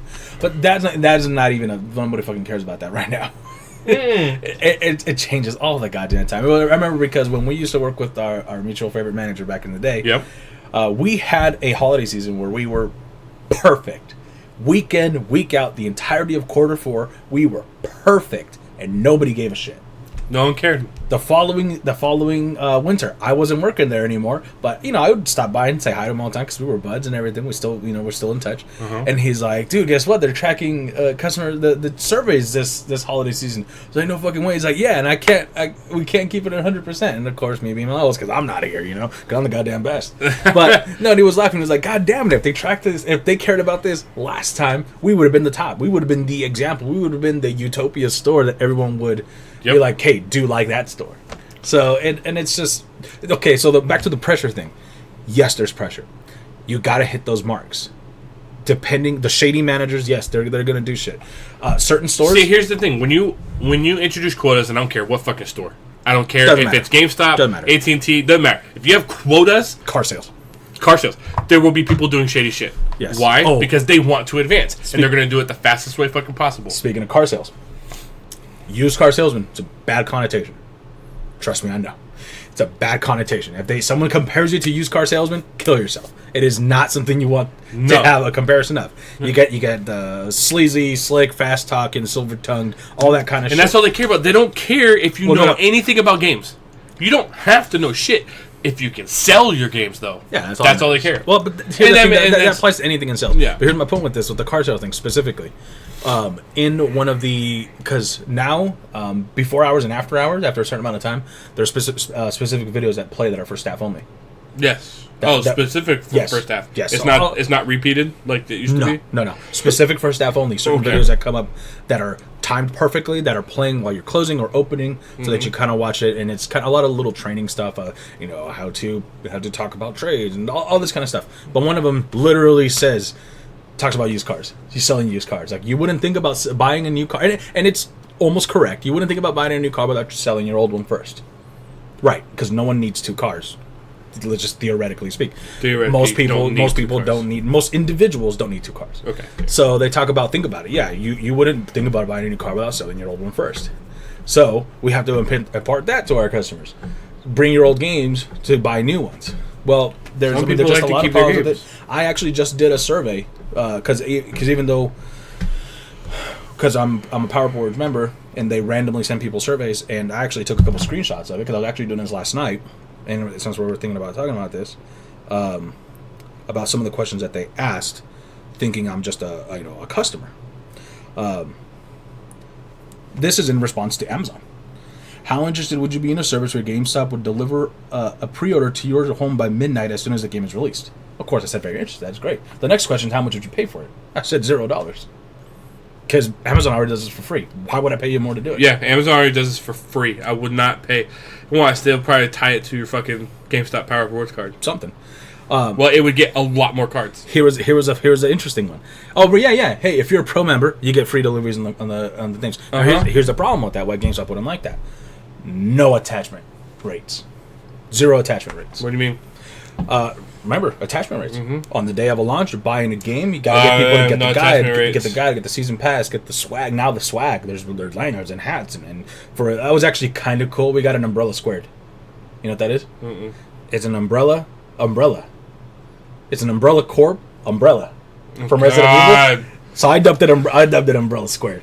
But we got one of those. It was stupid because we got it a week and a half after the game came out. Man, fucking like sell this. Late. But yeah, no, but so now because GameStop owns Think Geek, we get all sorts of really cool swag. But that's one of the things that I know that, well, they asked that question now in this Power Board survey, so it's a realistic possibility that this will become a feature, a service. But they can't charge more for it when your competitors are not only charging less for the game, but they're delivering it to you. Yeah. So, and prize. And then if you have Prime, fucking forget about it. Yeah, it's so silly because even if you don't have Prime, when you pre-order games, you get 20% off, which is better than the employee discount, and you get it delivered to your door, guaranteed. That's fucked up when a competitor gives a better discount to non-employees. Yeah. To everybody. Everybody. And it's, you know, and because GameStop, I'll say it fucking right now. GameStop gives an employee discount of only 15%. Well, here's the thing. In certain Target places, gives 10. Yeah, Target gives 10. In certain places, that it barely covers tax. Yeah. Tax out here, specifically where I'm at, is about 8 to 8.5%. My problem with I don't. Yes, it's only 15%. Better than the 10%. Better than 10%. Better than 10%. Better than that 10%. Damn near only covers tax. But here's the kind of thing you have to think about is that there are almost zero profit margins in new games and especially new consoles. But this is why, and here's where GameStop would be like, okay, well, here's what we have better. We only sell games. We only do this. And then you have Amazon who sells everything, so they can take from here and give a bigger discount here because they make up from over here. That's why only the big stores price match. That's fine. But your employees are not knowledgeable anymore. You don't have employees who there are some stores you go into, those people don't play games. They're there to sell. I think that's rare. Honestly, I feel like that's rare. Or if they do, they're fanboys. And they won't push or sell a certain product. That does exist. Absolutely, you know, I've been guilty of that, and I've been guilty of that too until I got a little bill, and I'm like, all right, look, and then we started getting to the point where, all right, what do your friends play? Where are you going? Because and then it doesn't matter. I'm not I'm gonna push what you. Well, and you can attest to that. I've always trained that same way. We gotta take care of the customer. We gotta do to what's best for them. And I think that there always has to be a focus on sales. We can get anything to our door: food, weed, electronics, grocery. Hell, I can get some bath salts off the shelf from the local Bed Bath & Beyond if I wanted. Yeah, we spoiled. No, I mean we're on the West Coast as well. Yeah. And we can get all those things as well too. Yeah, we're also from, and that's one of the things with Amazon. We're one of the places where they do their God damn it, what's it called? One of their warehouses right here. There's a term for what they do, but you can do like delivery of shit same day. I ordered a book at 6 a.m. for school. It was at my home by 6 p.m. Yeah, say 12 hours, and you have it. So talk about easy, and it's just becoming so easy to just order shit online and not deal with tactics like this at GameStop in a brick and mortar store, because GameStop as a corporation should punish employees who do shit like this so harshly it's not worth doing. Why? Because what you do is you drive people away from this, from brick and mortar stores to and the thing is that they online do only. If they find out. If they find out. How do you track this? But if a DM is in on it too, it's even harder to find. It's impossible to track. It's almost impossible. You have to have an RM who actually cares. That'd be cool. There's actually some places out here that do that too. Yeah. But you'd have to have an RM who actually cares. Yeah, no, you do, and who investigates and doesn't just trust the word of his DM. And it's really difficult. And the problem is that it's the drive of wanting to do better. And sometimes we're at work and we get the email. Oh, hey, store such and such is doing this percentage great. I'm like, cool story, bro. I'm good for it. Yeah, I don't care. And it's tough because I don't like to half-ass things. If I'm going to do something, I try to do it great. And even now, where I'm working, I'm at a position where I don't want to get any higher. I don't want to be any lower. I like the pay enough. I like the hours enough, and it works well with my school schedule. That's the only reason I'm still where I am, because of that. Because it's difficult to find someone that's going to work with you so well. Mm-hmm. But I'm almost always leading my store. Because I do well, because if I'm there, I'm working, and my name tag's on, we're gonna fucking do some work. But you know how a few years ago, 3 years ago, we used to hear, GameStop's eventually gonna go the way of the dodo. There won't be brick and mortar stores. I'm starting to see it. Yes, because the ease of use and how easy it is now. Yeah, to just order what you want and get it almost instantly. It's or at least same day. Or at least same day. Maybe I won't get it midnight, but I'm going to get it that day. Yeah. And it's some of the problem with it. And if I don't, then usually Amazon or whatever, they give you a fucking, like, hey, sorry for the trouble, we couldn't get you day one, there was something wrong with the shipment, here's this 20-30% off code, fucking get whatever you want. And it's what's difficult from GameSide, but like you said, they're a specialized store, and it's why they've been expanding. It's why they bought ThinkGeek. It's why they bought Congregate. It's why they're working on. They have their own game development studios now. They're making their own. They're trying. They know that they're going to. They all do cricket.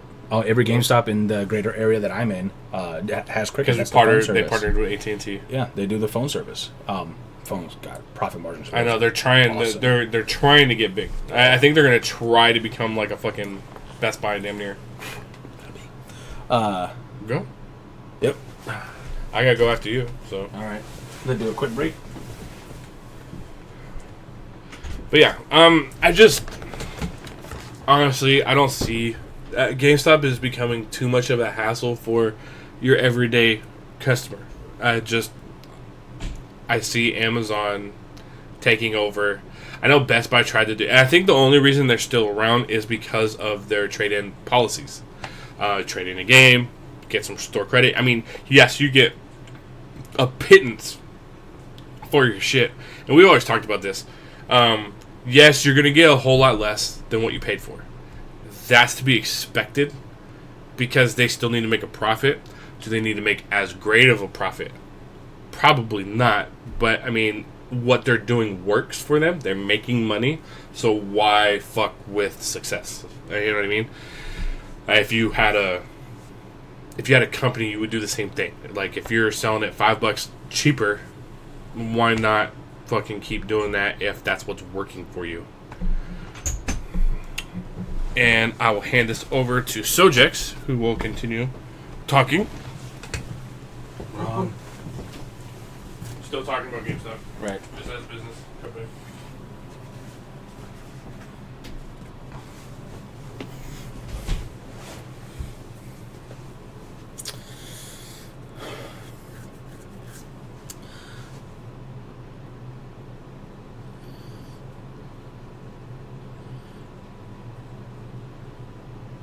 I'm not sure exactly where we were left off, but yeah, those are a lot of the things that that you have to deal with on a daily basis. There is the pressures; they definitely exist.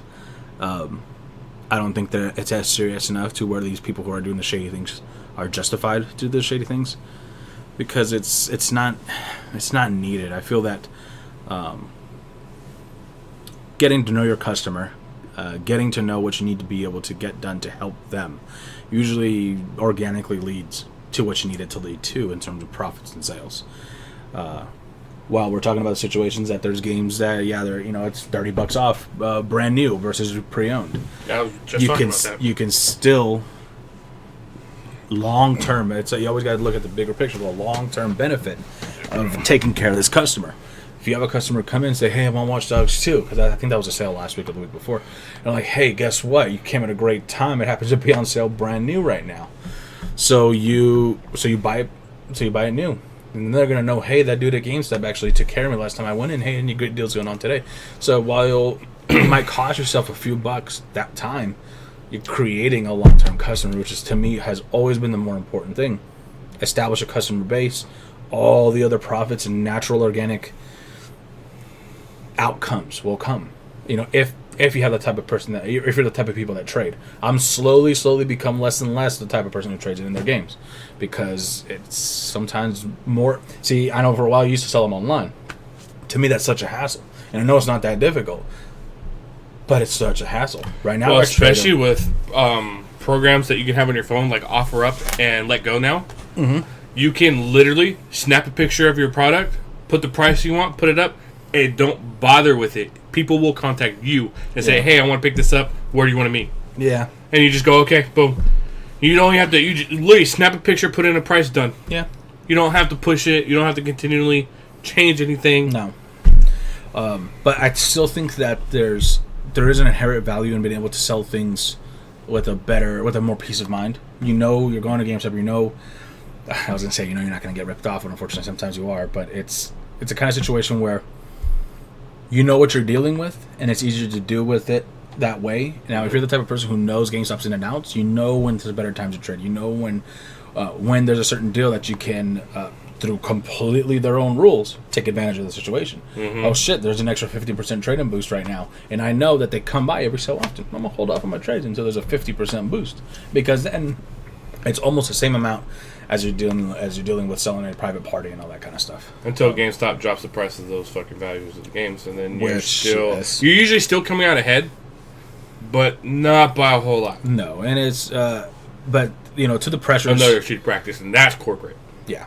To another, yeah, that's 100% corporate. That's 100% trading values and everything. It's an interesting thing to look at as far as it being a controversy, because yes, the part of it that's controversial are the small percentage of people who are either A, taking it too seriously, or B, the only kind of people that get fired for low COL are the kind of people who have fucked up in many other things before. Or you have those employees who consistently do poorly. So now it's being tracked a little bit closer and looked at a little bit closer. Oh, you have that asshole manager. Battlefield. Well, back in the day. Oh, I know who you're talking about. Back in the day. Not talking now. No. Not talking. Yeah. What? No, yeah, I know who you're talking about. Yeah, back in Gears of War 3 era. Yeah, I remember. Highest attrition rate ever. Oh, so bad. I've never seen attrition rates like that. They don't even before. track attrition rates anymore. Because it's not a thing anymore. Because it's such a it's such a crime, that bad word to use, but it's such a bad offense that if someone knows that you're doing it, it's a write up. Oh, you deceived this customer, made them pre-order 2 copies of the same game on purpose. You're getting written up for it. Yeah. So what attrition rate was people, it'd be a store that had a high amount of pre-orders for a certain game, and then when the game comes out, a large portion of those pre-orders were never picked up. Yeah. That's attrition. So you have all this money that's just sitting there that hasn't been used, or no one came to pick up those games. That's what attrition is. Well, and what a certain store used to do, bully tactics. Yeah, bully tactics. Well, a customer would come in, hey, I need to put 5 more on this game I already have pre-ordered. They create another pre-order. Because you know how many times I see that? It doesn't matter where I fucking go. Well, it could even be my own store. There's people that do that, and it's like you can't fuck that up. They fixed it now, though. They fixed it because because back then, if you came up, you're the customer, you're doing a transaction, you're adding money to an existing pre-order, I'm taking a hit. Now that's no longer the case. If someone adds money to a pre-order, even if it's a penny, your pre-order percentage won't go down, because if they already have something pre-ordered, naturally you shouldn't get counted against because they do have something pre-ordered. So yeah. They take what's now a qualified transaction has significantly changed. Okay. To where one of the things they need to change, POSA cards need to not count against us, because that's fucking stupid. POSA cards, yeah. Because there's customers who come in, and especially kids. POSA cards, we're talking Steam cards. Point of activation sale something. I can't remember what the A stands for. Yeah. Point of sale activation, that's what it is. It's all the little gift card type stuff. Yeah. Your Amazon cards, your Steam cards, your Origin cards. They don't sell cards anymore. Anything card based. Yeah. So anything like that, that shouldn't count against you, because if you have few customers, but say you have someone who's on Steam and they don't like putting their credit card on shit, so they just go to a store and buy the Steam cards and then add funds to their wallet that way. They are never. Let's just go to the far extreme. Right? It's a pure PC Master Race dude. He literally only goes to GameStop to buy these Steam cards, to buy shit for his PC, and he will never in 100 years buy anything from GameStop. That's still going to count against me every single time he comes in and does that, because it's like the people that would come in to get the Guild Wars 2 gem cards. Yeah. And that guy would come in all the time. Yeah. And boom, every time. That's a negative. Yeah. Every time that person walks in. A negative. And so I need to use the restroom. Somebody else can take this fucking hit. Yep. Oh man, I just got explosive diarrhea. That's another thing. And then fucking your supervisors cherry picking deals and shit. I remember that. Yeah. That still happens. My first manager did that. Yeah. Yeah, that guy. Fucking hate that guy. That still happens. Mr. Dark Cloud Gloomy. Oh, all the damn time. That still happens, but one of the things that does happen in a not bad for the customer way, but technically manipulating the numbers is I kind of call it juggling. But like, I see a customer come in, they have trades. I know that you're low on trades. I'm fine where I need to be. I'll have you do the transaction, so that way you're all where you need to be. It's a form of cherry picking, but it's to You're benefit the helping out. store. You're helping out your employees. Though. So I'm not being shady with the customer in any way. And a lot of times I tell them, I'm like, hey, look, we actually get graded for a bunch of stuff that's really kind of not 100% in our control. So if you don't mind, I'm gonna have this guy take care of you real quick. Is that okay? Yeah, cool. Yeah, that's helping out. But it's like, hey, I want more trades. Yeah. I want to hire a trade. I think what I don't have a problem with is getting rid of people who don't put in any kind of effort, because there is a way, and I think I balance it quite well, to do your job well, to do it in an honest manner, that when you clock off for every day, you know you didn't fuck anybody over, including your employer and including your customer. There is a way to do them both. And I can't stand the person who just puts no effort, who are just there to be a warm body to get a paycheck. Because, dude, if you're coming here, it's not for a paycheck. You're not making real money here. You got to have a better plan for your life. I think anyone, at least senior game advisor and down, should be doing this and either going to school or this. And you got lucky with that one, then. He didn't pre-order the Vive, and he was able to just go and pick one up. Wow. That's fucking extremely lucky. Yeah, I mean, and there's a lot of things. They were also very expensive, though. So yeah, they're not many stores got that. Like VRs, they're not sending. They're sending PlayStation VRs. They're not sending them unless they're pre-ordered. Yeah. So, but yeah, there's a way to do it, and I just can't stand the person who just stands there, and just exists to exist. They're like, oh, I'm here. No, and see, even me, I didn't go that hard at GameStop like this guy would, but I would put effort in. But just put your effort in. I put effort in. But don't expect me to sit there and give them the 20 different things you want me to ask each and every customer. I'm not doing it. No. I'm going to pick my customers who I'm going to push and target. When I first came back with GameStop in May of 2015, they... that is true. Okay. That really, they're so close Big to store. Silicon Valley. Yeah. I wonder if that's technically... I wonder if it's the one by Stevens Creek. I'm wondering if that's the one you're by, because that was like the first GameStop I used to go to as a kid. Really? Yeah, it was right by the dealerships. It was right next door to. I can't remember if it was a Barnes and Noble or a Borders. Don't remember which one it was, but it was a bookstore. They were kind of in the same building. So let me know, blind me, if it was the one by Strawberry Creek, by Stevens Creek. Stevens Creek. Because I used to love that. It's a huge store. Huge. No, it really is physically a really big store, bigger than any of the ones in our district. Oh wow, for sure. But anyway, there's a way to balance it, a way to do your job honestly, on both respects. And then to wrap it up, also I wanted to just say, the people that are complaining, oh, they're only in it for their bottom dollar, that's why I'm not going to shop there. I don't care what fucking company you go and shop at, they're all in it for their bottom dollar. They just happen to have great PR people to spin it the way to make you think that, oh, they're doing it for this or that. No, but you know what I'm talking about, right? It's huge. But yeah, like these people, like, oh, they're only in it for the bottom dollar. Like I was watching this YouTube video where a guy was talking about it, and the last thing he said on the video was, they're only in it for the bottom dollar, that's why I'll never shop. Literally, that means you're not shopping anywhere. Well, you're not even shopping at a fucking grocery store. Everybody has to be in it for profit, except for charity. Charity. Even charity has profit. Goodwill. Because you only... Goodwill, especially. They're the worst. Terrible. Charity, in order to be considered a non-profit, you only have to give up 20% of what you made. Which so huge. You get $100, you only have to put 20 of that dollars to your shit, and you get to keep the other 80. Sometimes before taxes. Yeah. so don't. I hate these. Oh, look, it's a non-profit. They're taking 80% of that. Yeah, it's still. And that's not saying that there of course there's charities out there who do it right. Who do a lot better. But not choosing to not shop at a business because they're interested in making a profit is goddamn the dumbest stupid. Thing I've ever heard. Okay, in psychology, most of the things that Sigmund Freud ever said have been disproven. But one thing that has been disproven as not correct, even this theory, but I still like this theory, is that everything we do is for sex. In a business perspective, everything you do is for money. You study hard to get a better job, to get a better place, to attract a better mate. Yeah. To me, that is still the natural order of things. In business, you create a better business model, you treat your customers better to make more money. Right. I'm going to take care of you. Every single customer I take care of. I'm not going to say I don't care about your personal life. I don't know these people. I know them in the business perspective. But I will do every single time my best to take care of a customer because I want them to come back to make my company more money. Mm-hmm. But you could still, like I said before, you could do it in an honest way. And saying, I'm not going to do business at such and such place because they make a profit. Fucker, everybody makes profit. Yeah, it means you're living completely 100% off the land. You're not buying anything with money. No, you're hunting down owls and I don't care what country you live in.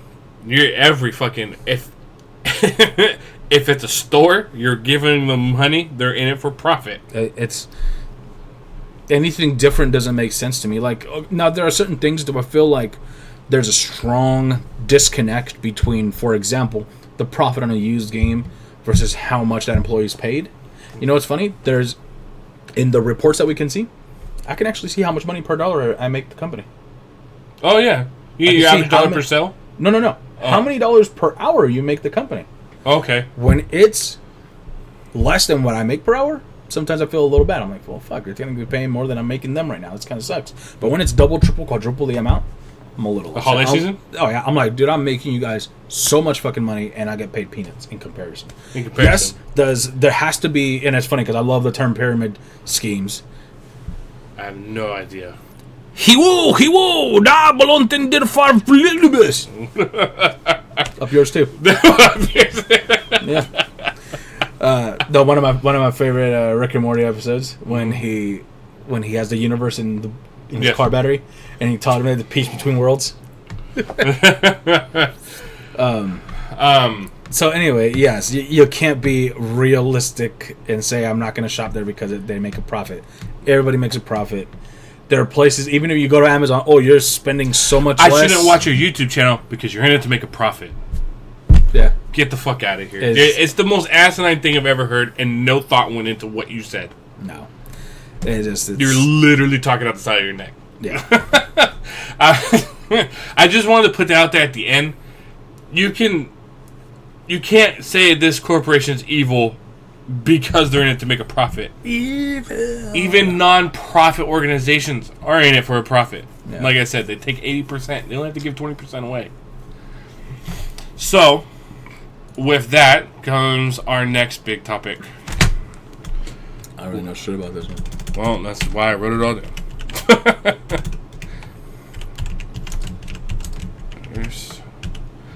It's verse Oculus / Coculus? Facebook. Did I really? Colulus. God damn it. Oculus. There we go.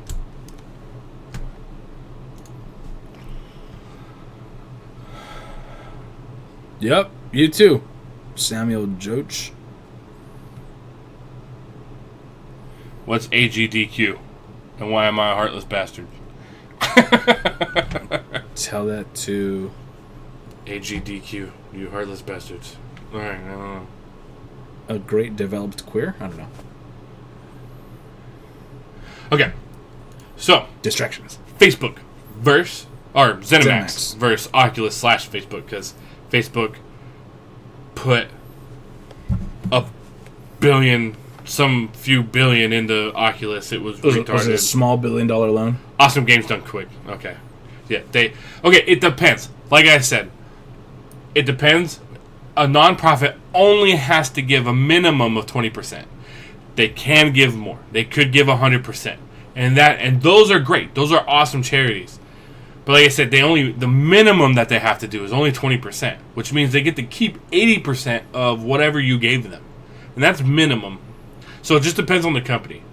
But just to be considered nonprofit, you only have to give 20% of it up. Yeah, those are great. They're like I said, there are good charities out there. But like I said, the minimum requirement. Damn it! What? I hate this guy. Yeah. This event that he's at, sorry, completely unrelated. You've heard of escape rooms? Yes. There was a Zelda themed escape room. This was what I was trying. Was it Water Temple? No. Oh, look at her sign. Easier than the Water Temple. So there was an escape room. You're stuck. This one was Zelda themed. That's the whole entire gist of it. I hate this guy because I missed it. Like I tried to buy it, and when I went to buy it, they were sold out. I don't know how they get as much.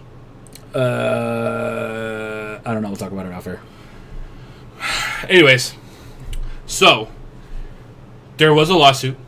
ZeniMax sued Oculus/Facebook. He says it was coming to San Francisco. Was sold out in 20 minutes. I tried. I know. No, that's the exact one that I wanted to buy.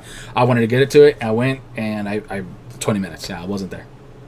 I was really mad. So, ZeniMax actually won the lawsuit against Palmer Luckey for violating an NDA. Son of a bitch. This dispute has gone on for about 2 years. And it has to do with the Oculus Rift. So, ZeniMax sued Oculus and Facebook for stolen trade secrets, essentially. So Palmer Luckey was joined by 6 ex-ZeniMax employees to build the Rift based on ZeniMax's research and code, and the idea was stolen from John Carmack, who was employed by ZeniMax at the time. Okay. ZeniMax argued that Palmer Luckey couldn't have built the hardware himself, and hiring John Carmack, quote, made breakthrough modifications to the Rift prototype based upon years of prior research at ZeniMax. John Carmack worked at ZeniMax to help them build a VR prototype. Build VR. And John Carmack hired Palmer Luckey. Or it was the other way around, whatever. Palmer Luckey ended up breaking off, went over to Facebook, and took, and then took 6 ex-ZeniMax employees and John Carmack. So he no longer works there either. They all now work under Oculus/Facebook. And then they made the Rift. And ZeniMax is saying that you took our research that we did and used it to make the Oculus. So it's actually fucking ours. Okay. You took our work, our research, our code, all that. Carmack, who now works at Oculus, denied these charges. He said, no, that's not what happened. Oculus and Facebook are saying that ZeniMax is doing this out of embarrassment and jealousy, and ZeniMax are being sued based on stolen research, and ZeniMax are suing based on stolen research and prior work done at ZeniMax. The court ruled in ZeniMax's favor, saying that Luckey broke NDA, copyright infringement, and false designation. I was going to look up false designation, and I forgot to do that. So, the outcome is $500 million total is going to ZeniMax. Damn. They were originally suing for $6 billion. Oh, wow. They got peanuts in comparison. Oculus said it will appeal the ruling and try and spin this as a win. How? How are you going to spin this as a win? Wait, who's trying to spin it? Fucking Oculus. They're trying to spin... They're the ones who have to give up $500 million, and they're trying to spin it as a win. They didn't give up $6 billion? They didn't give us $6 billion, but still... I mean, that's a win. Like, I'd rather lose $500 million than $6 billion. Well, here's the thing. So... The heart of this case, this is what Oculus said. The heart of this case was about whether Oculus stole ZeniMax's trade secrets, and the jury found in our favor, an Oculus spokesperson said. We're obviously disappointed by a few of today's verdicts, but we are undeterred. Oculus products are built with Oculus technology. Not quite. So, this is from ZeniMax. We will consider what further steps we need to take to ensure that there will be no ongoing use of our misappropriated technology, including by seeking an injunction to restrain Oculus and Facebook from their ongoing use of computer code that the jury found infringed ZeniMax's copyright. So, it was also found and ruled that Carmack took thousands of files from a USB that had Rift tech on it. Okay. So he took tech. He took code. So if ZeniMax wins an injunction, that means no more Rift being sold. Wow. That means Facebook and Oculus cannot sell anymore. Which is massive for Facebook, who is worth $380 billion, by the way. So all this is happening while Oculus is also going through other problems. Oculus engineer Dave Katz was arrested in a sting after allegedly soliciting sex from a 15-year-old girl. Ooh. I hate that it says allegedly because it was a undercover female police officer who did it. So, like, he did it. It's not I hate the technicalities that they use when they say allegedly because he hasn't been convicted of it yet. Well, that and yeah, that's actually what it comes down to. But if the alleged 15-year-old girl was the police officer, she was not in fact 15. However, it's as though she was because he assumed she was, and because she said she was. Right. Like, she's like, yes, I'm 15. Would you like to have sex with me? And then he came for $300. It was supposed to be $300 to have sex without a condom, and he brought $600. He wanted more stuff. God damn. Like, whoa. I know, right? Like, what do you do for $600? I mean, you fuck for 300 without a condom. 300 raw. Okay. All right. Also, the CEO stepped down a few months ago as part of the executive shakeup. So here's the thing. It was found that John Carmack, who the industry actually looks up to a lot, who now turns out to be a little bit of a scumbag. As he was working there, and he heard that he was about that this lawsuit was coming, he immediately looked up how to wipe a hard drive. Uh-huh. Like, they found all this. Like, wow. He looked up how to wipe a hard drive. He took thousands of files from a USB that had Rift Tech on it. It was all code. And then they all left, made the fucking Oculus Rift, and they're making money. And then he took shit from ZeniMax. So, this is what, corporate espionage, or just like stealing out of spite, or like, I put all this work into it, I'm taking it. That's kind of that really difficult shit where it's totally gray. You as an individual are working for this company, and you are with this company developing this tech. You leave the company. You probably signed, I'm guessing. He signed an NDA. They violated NDAs. So, but then here's the funny thing, right? It's dead tech, yeah. I know. So now here's the thing, right? So if I help develop this thing, right, I now know in my own knowledge how to do this thing. So now I leave, and someone else hires me to do the thing that I now know how to do. But it happens to be the same thing that I was doing over there. But he took the code that he used. But what would the difference have been if he just rewrote it? That code is under copyright law with them, and probably also under the NDA, which is why this all happened. So, and that's a really hard thing to do. Is, and I think Facebook spent like $5 billion on research for this, for Oculus. Like, it was ridiculous. $5 billion out of 380 is kind of peanuts. Drop in the water. Yeah. And that 500 million is actually a drop in the water.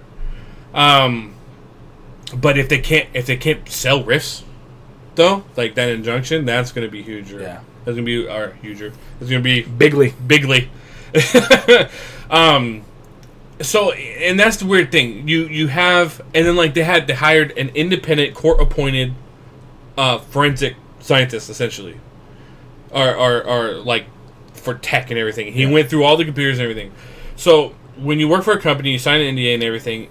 Any work that you do on their computers, on their electricity, in their workspace, it's all theirs. It's all theirs. You don't own it. You were hired for this specific purpose, so they can have your product that you're doing. So therefore, it's not yours. And John Carmack came out and said like all kinds of stuff. He's saying that they're nasty and like, oh my god, blah blah blah. He threw a little big hissy fit, and then ZeniMax came out and said, yeah, well, that's why this forensic scientist said that you're full of shit, and here's everything. Yeah. I mean, so it's a very interesting thing that's happening. It'll be very interesting if ZeniMax does win an injunction. Like, this will go even further. Yeah. And to see what happens, because apparently they said that they didn't that tech wasn't stolen, but just copyright infringement. So like they're looking at the code as like that's copyrighted code, and that they took it. Right. But they're not saying that they stole actual tech, just the code to make it work. It's a little weird. It's a weird gray area of law that is. I mean, to be honest, they should have had a non-compete clause. I actually think the laws are different in California, which I believe this is all based at. At least Facebook and Oculus is all based here in Silicon Valley. I don't know about ZeniMax. But yeah, non-compete clauses are a little weird in California.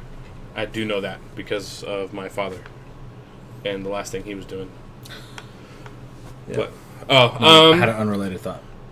So, I guess game releases? Game releases.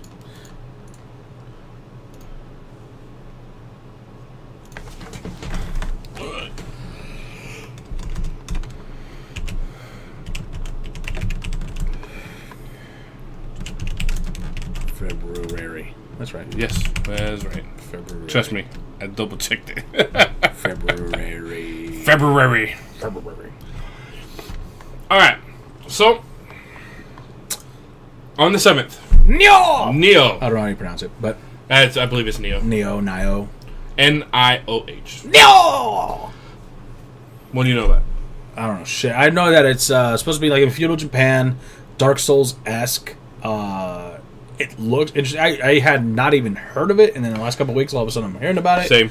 And then I was like, "What the shit? What's going on with this?" And then I was like, "Well, that sucks because you're coming out in this window of months where I'm going to be broke as fuck." So it looks interesting. Definitely a kind of game I'm going to want to try out later on. Is it a PS4 exclusive? I'm not sure. I think so. It might be a PS4 exclusive. Yo. That's how you're gonna say for no one. Samurai Bloodborne is what they're calling it. Samurai Bloodborne. All right. It is a PS4 exclusive. So in other words, Dark's gonna talk shit about it. So okay, right. Nioh is an upcoming. I know, right? Damn it. Action role-playing game developed by Team Ninja for the PlayStation 4. It will be released worldwide February 2017 and will be published by Koei Tecmo in Japan and Sony Interactive Entertainment internationally.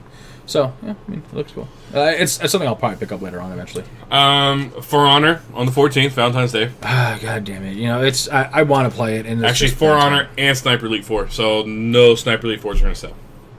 Yeah. Well, I mean, they're completely different genres, so maybe. True, but... I mean, I also don't foresee For Honor doing incredibly well on consoles like, in comparison to... You sure? American... I don't think we have... Or Infidel wants to pick it up on console. I'm like, why? No, none of us are... yeah, I don't know. I don't know. He almost has an aversion to play games with a controller on it. I've gotten used to it. I mean... Especially with his setup. He sits in a chair and everything's like right there on him. Like, why not? The one... Yeah. Yeah. I don't know. Infidel. He's got like the most comfiest setup for gaming with a controller. Yeah, I know. That was cool. Another PS4 exclusive for Horizon Zero Dawn. Horizon Zero Dawn on the 28th. Yep. Along with Torment Tides of Numenera, which is PC exclusive.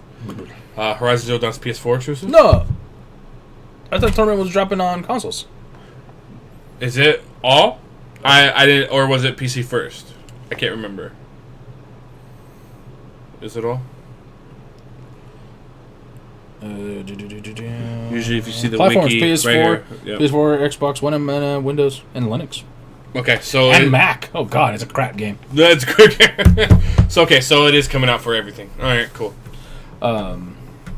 Where to separate? And Halo Wars 2. I gotta say, probably the only very few things I wish I had a Xbox for.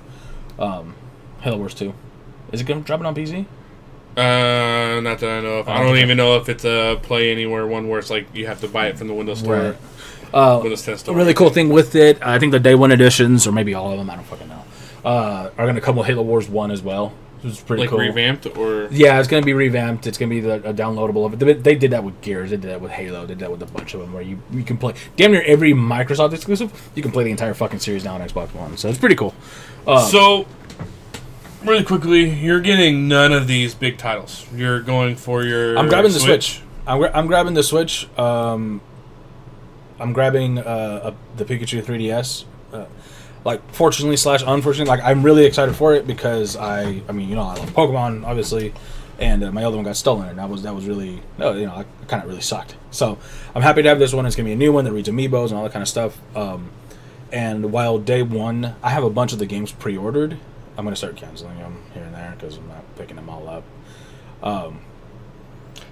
But you'll be able... Day 1, I'm grabbing the Switch itself, which is $300. The limited edition Zelda that I got pre-ordered, which is $100. And then... if you were to only get one game, it's obviously going to be Zelda. If it's only one game, it's Zelda. Yeah. But the other ones, it's like $20. So, I mean, I'm working at paying them each off, and I might not even pick up the Has-Been Heroes Day 1. Has-Been Heroes just looks like a fun game because it looks to play out a lot like... it's just strategy RPG. Kind of reminds me of Darkest Dungeon a little bit. Not quite, though. Not the same kind of thing. But fun little strategy RPG game that'll be different than the hugeness world of Zelda. But, yeah, that's at least $400 committed already. So that's just so rough. And you know me, I almost never... It's March. I always fuck up. That damn near is the amount I've spent an entire year for games. because it's a new console. I just don't spend much on that. I just don't make a lot of money, and I don't like putting that kind of pressure on my wife for games. It's not that they're all wants, not needs. So we're just not in a great position to be picking up every big game. So out of the big games, which one do you think you're going to be picking up first eventually? It's hard to say. My knee-jerk reaction is to say Mass Effect, because I love Mass Effect. And this is even though I never finished 2 or 3, this is a great time to hop in because fuck it, none of that matters right now. This takes place right when 2 starts. Yep. But 600 years later in another galaxy. So it's a perfect time to start because it's like, here you go, you're back in the universe that you're gonna kind of know, and a whole bunch of new shit.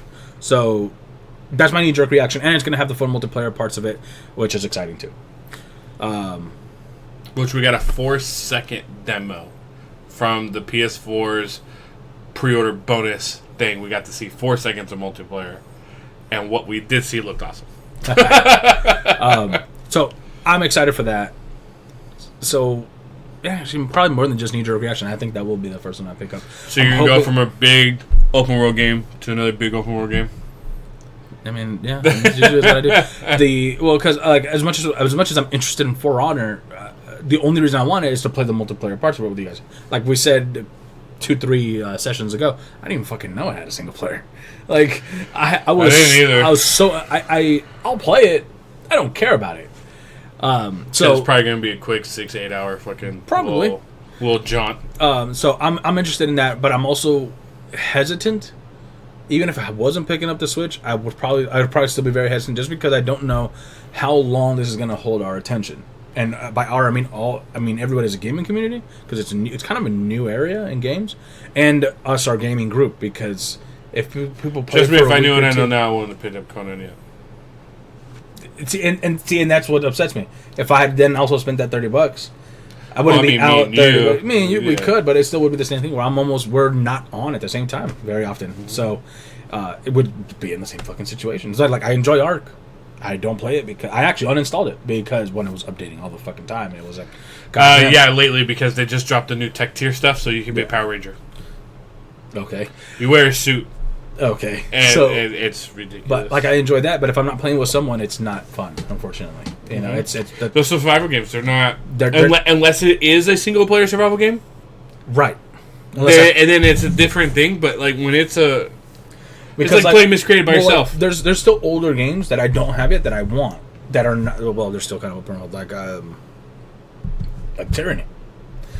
Tyranny is a game I want. I want Fallout 4 on the computer. Anyway, so of the big games coming out, let's in the next foreseeable 4, 5, 6 months, I guess Mass Effect. Random talk, yeah. Mass Effect is the biggest thing. Even like Red Dead 2, I'll be excited for that, but it's a Rockstar game. It'll wax and wane in price, so I'll pick it up on one if it's cheap when it goes on for $30, because all the new games seem to at some point in within 2-3 months of their window of opening have dropped down to $30 temporarily, or $40. I think it's that 3-month period. That 2 months into 3 months period. Even less than that. Not a great example, and probably because of low sales. Titanfall 2. Call of Duty and Titanfall 2. Both 2. Titanfall 2 because of low sales. And Battlefield. All the games dropped to $39.99 at one point or another. $20 off is within not bad 2 months of them game. coming out. Yeah. No, that's not bad at all. And with some of them had a really interesting deal. Like if you pre-ordered. See, and this is why if you don't care about day one, it's almost worth waiting. Yeah, well, and that's the thing. Here's what I'm very afraid of. Getting Mass Effect Andromeda ruined. Mass Effect 3 got ruined. Mass Effect 2 and 3. Mass Effect 2 I didn't play right off the bat because it was on 360 only when it first came out. Mm-hmm. So it came out on PS3 a year later. Then I played it. By then I knew everything that was going to happen. That's why I never finished it. I'm like, fuck, I already know everything that happens. Like, playing through it takes all the what the fuck out of it. Fun fact, did I tell you I figured out why Saren was named Saren? Why? Sarin gas kills you. Yeah.